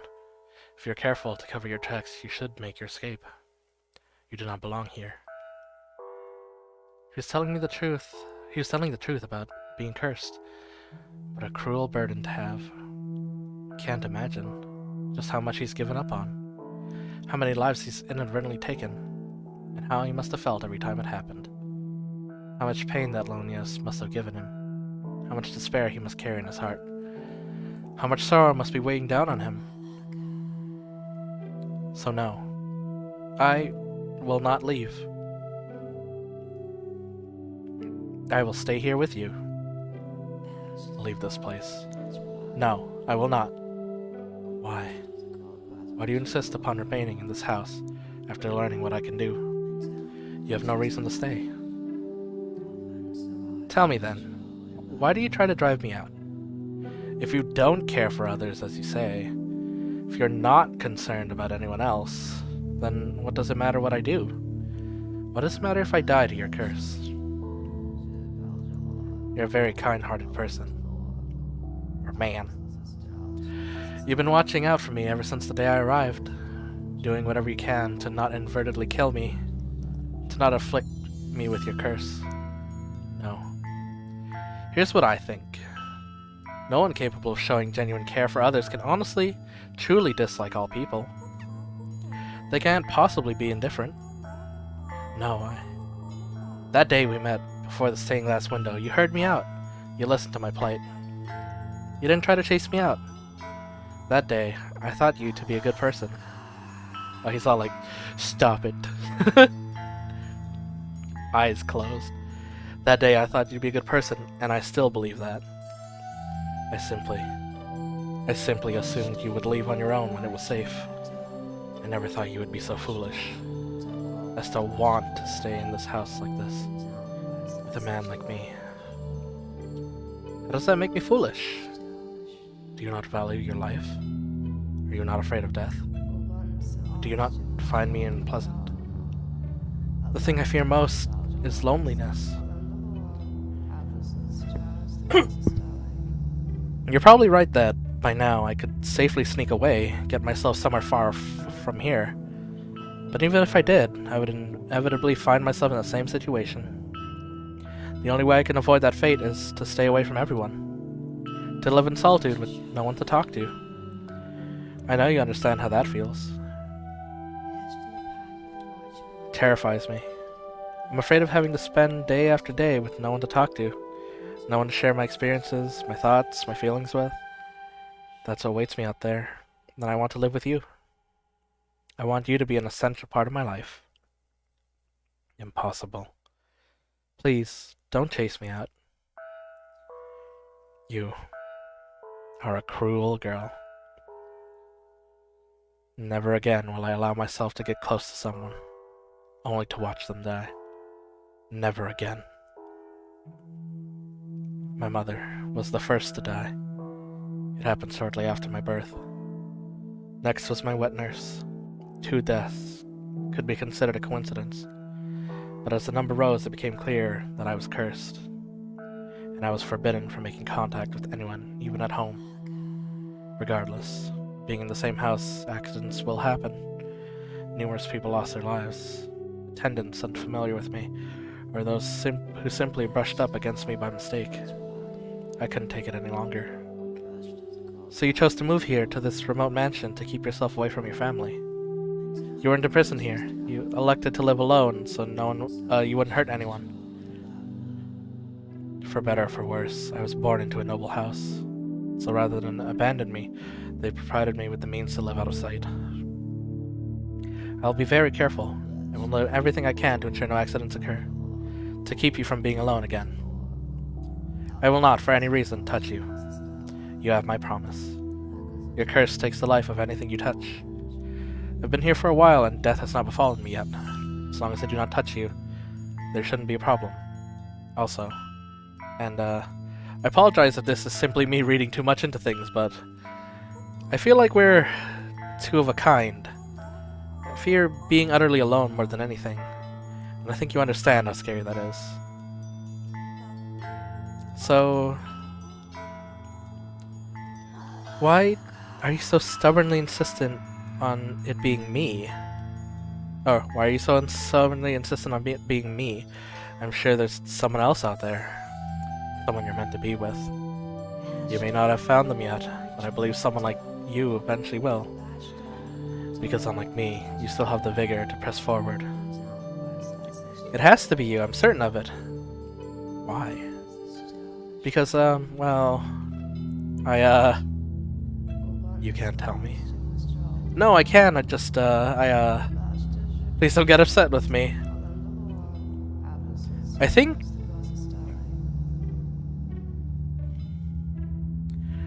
I might really, really love you. Damn, she bold. That's true. But of course in this time period, people barely live to like 30, right? So she's like halfway through. She's midlife crisis. Alright. Scene 3. His was a power that evoked images of witches or demons, the unclean and the impure. A mere touch was all it took for him to strip a man and beast alike of its life. God has quite a cruel streak to bestow such a power upon such a beautiful young man. And such a strange power it was indeed, like something out of a fairy tale. Like something confined to works upon the page, it seemed otherworldly, unbelievable. Nonetheless, as he had demonstrated to the white-haired girl, his peculiar powers were indeed real. That said, the world has its fair share of oddities. Just so happens that those curiosities tend to remain hidden away, known only to a few. Although you had laid eyes upon a number of unusual phenomena yourself, Master, the door to the past, though, through which we passed, this very mansion. And, as a matter of fact, the two of us. As he saw, the white-haired girl found herself enraptured with the man and his accursed power. How do you think Mikkel acted in response to her proclamation? He had spent so long refusing to interact with others, no, unable to interact with them. As such, he was unsure how to respond. After standing there expressionless for a few moments, he muttered, "I'll consider it." And with that, he returned to his chambers. While he was not someone who wore his heart on his sleeve, I personally do not believe he was completely devoid of emotions. He had simply forgotten how to express them in his extended solitude. So I think he was, in that moment, in a state of complete panic. She had, after all, just assaulted him with a stream of incomprehensible declarations. That, and knowing the truth, she had still wished to remain in the mansion. And that knowing the truth, she loved him. The love she had declared for Mikkel was not a fleeting puppy love. There was general tenderness and warmth in her words. But he'd gone through his life shunned, feared, and pushed away. To him, that was normal. He had never given anyone reason to have any fondness of him. So he found himself utterly unsure how to take the affection she was showing. Of course, he was not the only one rattled by the whole affair. Oh dear. Several days had passed since Mikkel had asked for time to think. He had still yet to show himself again. This is all my fault. The white-haired girl paced anxiously through the halls on the off chance she might run into him. As per his request, though, she kept her distance from his chamber. Nevertheless, she was beginning to worry about the fact that he had secluded himself away for so long. So she worked up the courage and made his way to his room. What if he doesn't want to see me ever again? I didn't consider I might be overstepping my bounds, or opening my mouth. Every step she took was slow and laborious. Her mind raced with worry and doubt. I should at least tell him I'm sorry. Rather than out of desire to know how he felt, she was compelled by guilt and desire to apologize. After walking for some time, she arrived at a door sitting in an utterly unlit hallway. She drew in a breath of musty air, then let it out, repeating the process several times. Next, she reached her hand up to knock on the door, then pulled it back, also doing this a number of times. Oh, how adorable she was. I wanted nothing more than to give her a little nudge. After all, she was too sweet a girl for her worries to be anything but misplaced. I just can't find the courage. Maybe I should come back another day. But what's the point of waiting? I need to apologize and get the weight off his back now. She gathered her courage once more, this time determined she would do it. The white-haired girl moved her small fist towards the door, which then swung open. I'm sorry. Please, you must announce your presence. I almost walked right into you.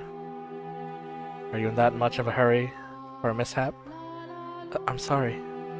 And I believe I told you to stay away from my chambers. You did, so I spent a long time debating whether I would, but I decided I really wanted to tell you this. Oh, well, actually, I am truly sorry. What? The other day I could barely manage to get the words in my head all the way out to my mouth. There was no room in my mind for anything else. I shoved my own thoughts and feelings into your face, not considering that might not be what you wanted, just running non-stop, not thinking at all. I was terribly disrespectful to you, completely selfish. You're a kind-hearted man, I truly believe that. But you were only being courteous because you're a nice man.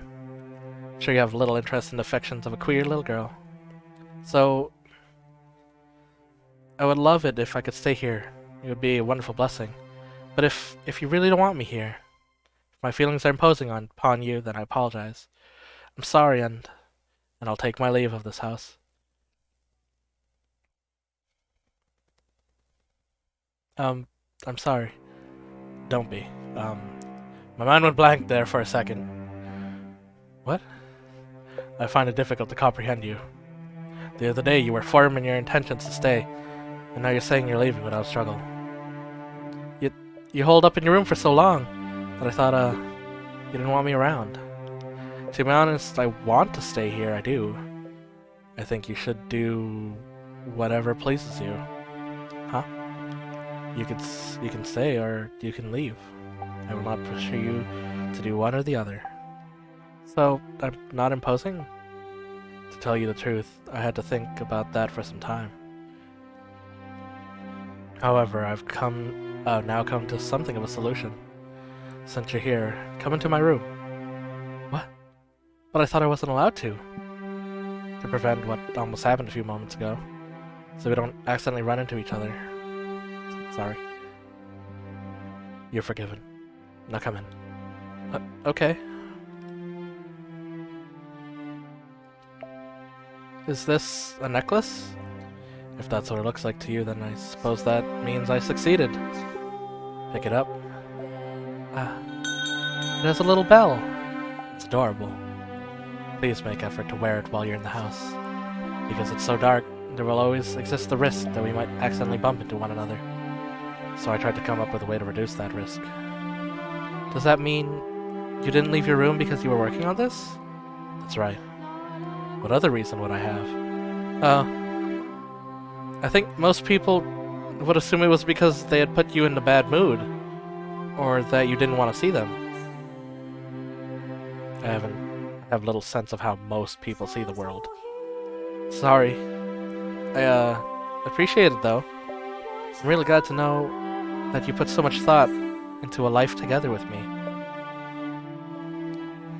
It would be difficult not to, after the other day.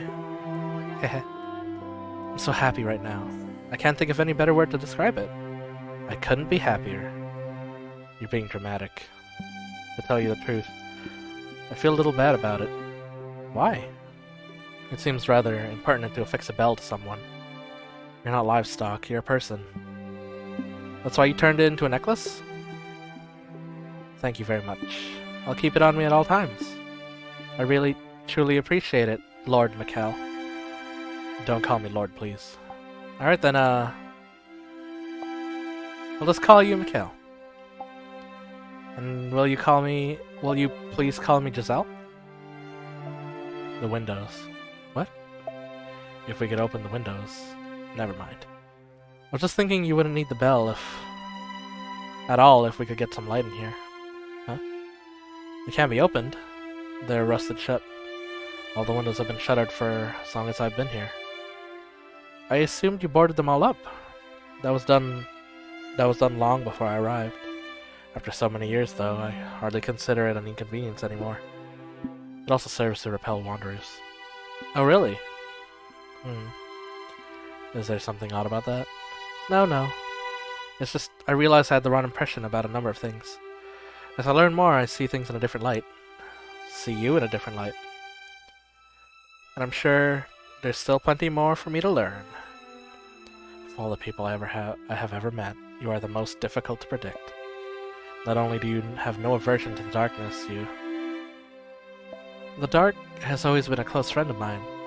Which isn't to say I dislike the sun. It's like it can simply be a bit too strong for me. I'm like some kind of unholy monster that can't be exposed to sunlight. You are anything but unholy. My name would suit you more. Much better than me. Good attempt at a line. Hee hee hee. Alright, we got a shadow.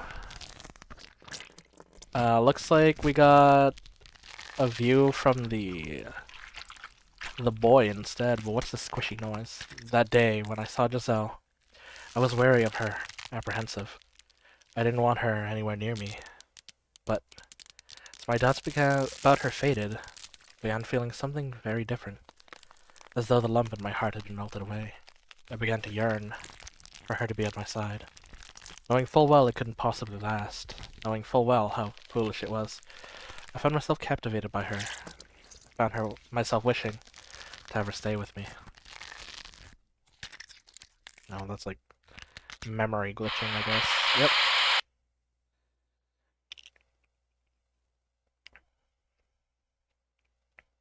Alright, we're in second act now.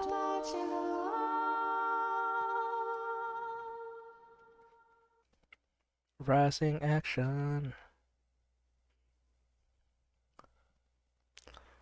And that marked the true beginning of their quiet days together in that dark mansion. They acknowledged and accepted each other's presence, no longer isolating themselves, but actively, regularly conversing. As mundane as it might seem, it was something they had been unable to attain until then. Nevertheless, they were still somewhat fumbling around in the dark with one another, drawing closer and pushing away again. Mikhail, in his own ungraceful way, was beginning to open himself up to the things she said, and the white-haired girl was beginning to smile with greater frequency. They had taken the dining together, and her wish of learning to read was being granted. He taught her in the feeble light of a candle placed upon the table, the two sitting across from one another. Though Mikhail seemed to be well educated, he had not been instructed in the art of teaching, so he found the process quite grueling. But to the white-haired girl, the longer it took, the better. Her primary objective was, after all, to spend time with him. The days passed, and eventually she reached the point where her comprehension was adequate enough without assistance. Her next quest, then, was for them to read a book together. Have you read every book in the library? Nah, I stopped looking at them after a while. Most everything I'm sent is dull, uninformative dreck.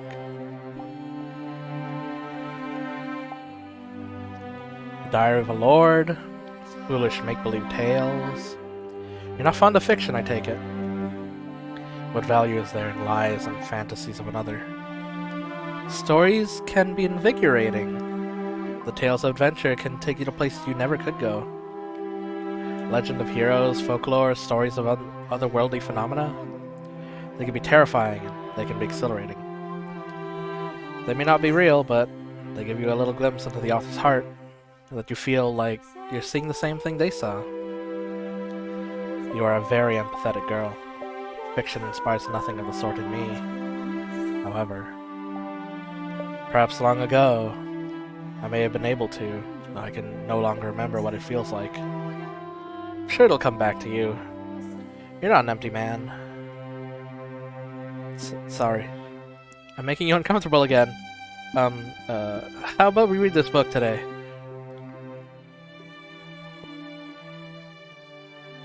It appears to be a collection of legends. You haven't read this one yet, then? That's good to hear. It'll be more enjoyable if it's a new experience for the both of us. It looks like a record of local legends. The book is divided into several sections, though it appears to be mostly superstitions. Heh. Plus, I am curious what kind of stories this area has. Bliss. The two of them were looking at a simple, undecorated volume. As the white-haired girl had said, it seemed to be a collection of local legends passed down generation to generation. They sat across from one another at the table, her turning the pages and Mikhail simply watching so as not to brush against her. Eventually her eyes were drawn to a particular word on one of the pages, bringing her hands to a stop. The witch.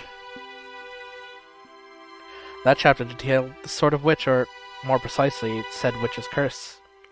The story went something like this. There was once a witch, skilled in the dark arts. She lived a meager but peaceful life alongside the other villagers.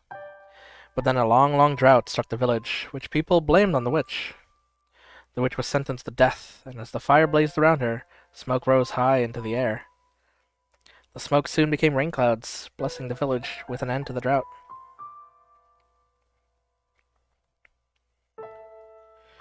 The crops were revitalized, and the villagers fancied themselves heroes. However, the rain also brought up madness upon people.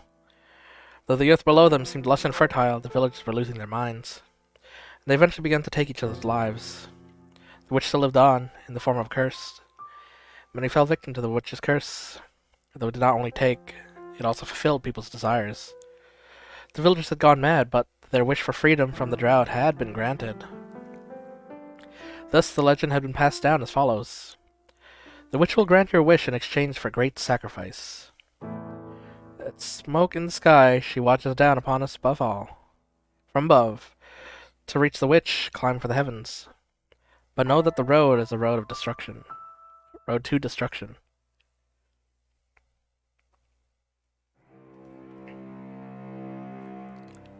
People still believe the witch's legend even now, I suppose. And that's why I face accusation of being a witch.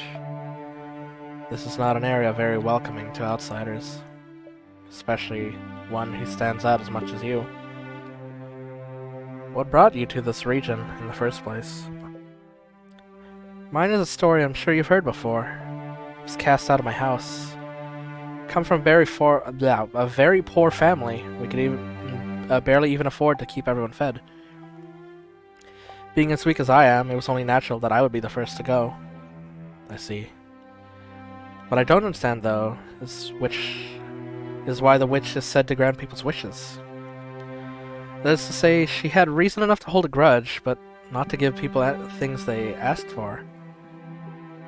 All we have to go on is a few pages.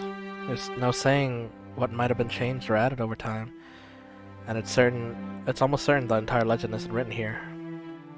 That said, if we are accept everything is written, then you can afford what reason the witch might have been.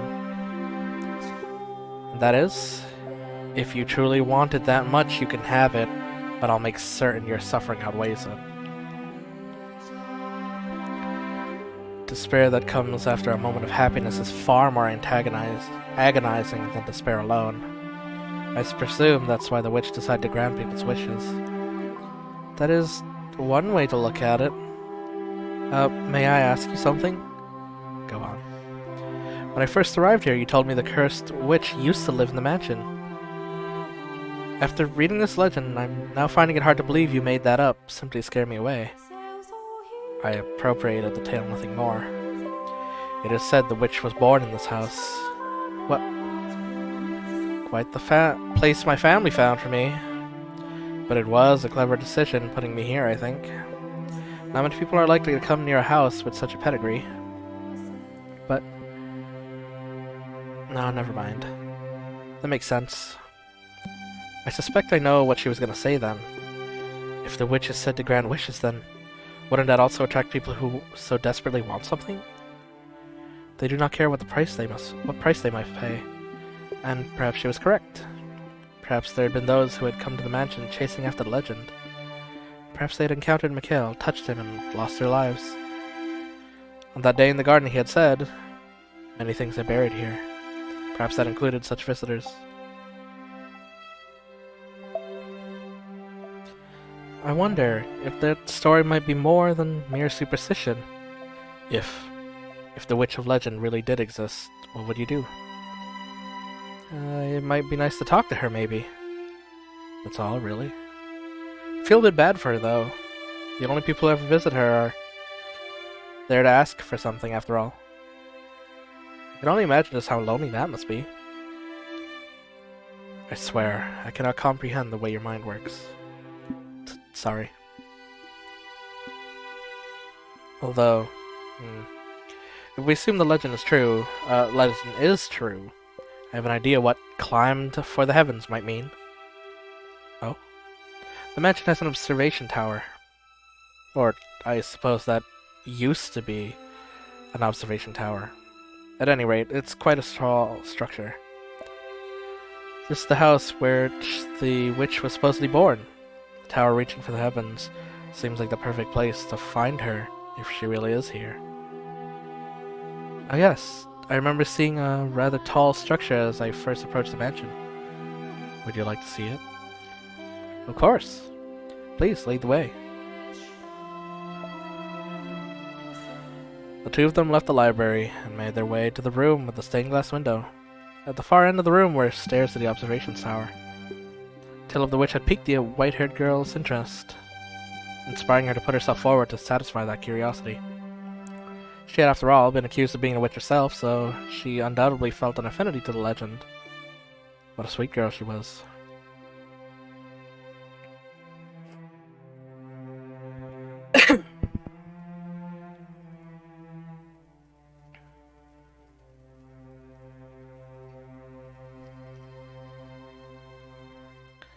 With Mikhail in the lead, the two climbed a long spiraled staircase. There were many more stairs than the white-haired girl had anticipated, and she soon found herself short of breath. Rectangular windows were carved out of stone in regular intervals. Peering through one of them, she could see a village in the distance. A pleasantly cool, high-altitude breeze brushed across her face. Well, here's the door that we saw. After much climbing, they finally arrived at the top, where a door made of partially rotted wood stood.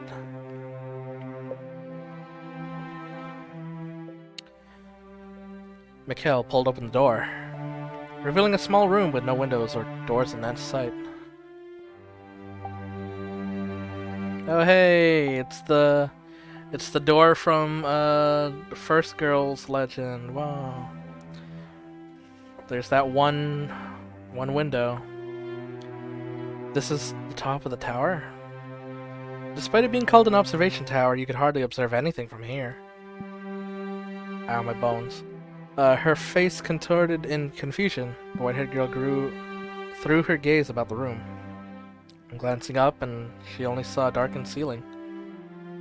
Slightly below it, a single small window through which shone a little ray of light. The beam cleaved through the darkness like a sharpened blade of a beautiful sword. The darkness draped over the rest of the room, only served to make the more impressive the solitary ray of light. It had a magical, fairy tale-like quality to it.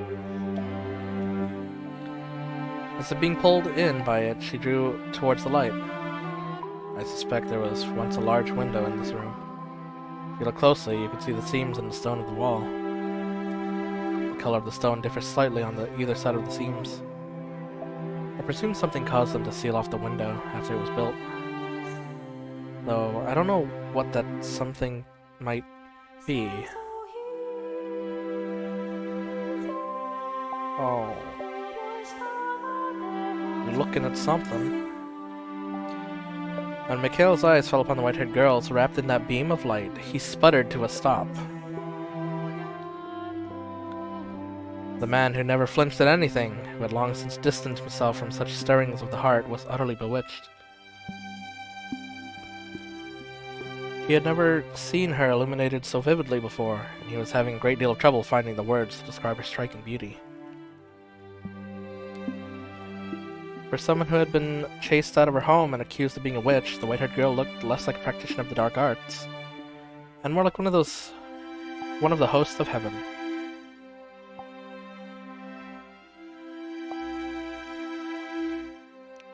Mikhail undoubtedly felt the same way, for his gaze was fixed firmly upon her. Or smile. Dazzling, isn't it? Like a staircase leading to heaven. Yes, perhaps so. Is something the matter? No, I'm fine. You know, it feels like there's something odd in the air here. It feels like someone actually might be listening. If the witch were to speak to you, what would you say to her? I would ask her to tell me her true feelings, to tell me what kind of person she was, and what kind of pain she had to endure. I just want to know what she felt. This woman people branded a witch. The legend was written from a neutral perspective. It's possible she was a fearsome witch. It's also possible she wasn't. I get the feeling she was just persecuted like me. Like me and you. Unlike you, I truly am impure. Disagree all you want, but my touch kills. Strange, incomprehensible, irrational creature. Or maybe I'm not even a living being. That's why when I touch something that is, I bring them death. If only I actually were a witch. If only I actually had some kind of extraordinary power. Regardless of whether it came from God or the devil. Then I'd be able to grant people's wishes. My wish need not be granted. But it's what I want too. I wish to be able to touch you. Oh no, you're making wishes, man. Don't be making wishes. I would be perfectly content with nothing changing. With us never being able to touch one another. I'd be more than happy with that. But I'm allowed to dream, aren't I? Doesn't have to be in this life. I pray the day will come that we can get closer, even if it has to happen in another life. Happiness is very much a stranger to me, but I am. But am I? Am I allowed to dream too? You are. I will never touch you, I swear it. But I would like to dream about it. I would like to imagine placing my hand upon your cheek. You can. Reach your hand out to me. Oh. I will imagine it too. Imagine your fingers running through my hair, brushing up against my skin. I could feel your warmth. There was a wall between them, a wall they could not cross. For if they did, it would mean the white-haired girl's death. No matter how much they yearned for it, they could not touch one another, so they did so within the confines of their imagination, envisioning it in as much detail as they could manage. It was sad but sweet, a moment of pristine, untainted beauty. Two of them emanated serenity. As fitting as the word cursed might have been to the mansion as a whole, at the top of the observation tower a pure bond was being shared. A fleeting moment between a young man with a cursed touch and a kind-hearted, beautiful girl. The dream did not last long, though. No, for God is quite cruel. They simply wanted to be together, that was all. Their wish was hardly unreasonable. Only a quiet, peaceful life together. But misfortune was creeping ever nearer, its footsteps growing more and more pronounced. Okay, yes. Alright. So going by like common tragedy writing, this should be the climax and then it dips down. So the climax of the last one was the reveal, and that's how come it took so long. Okay. Stop here then.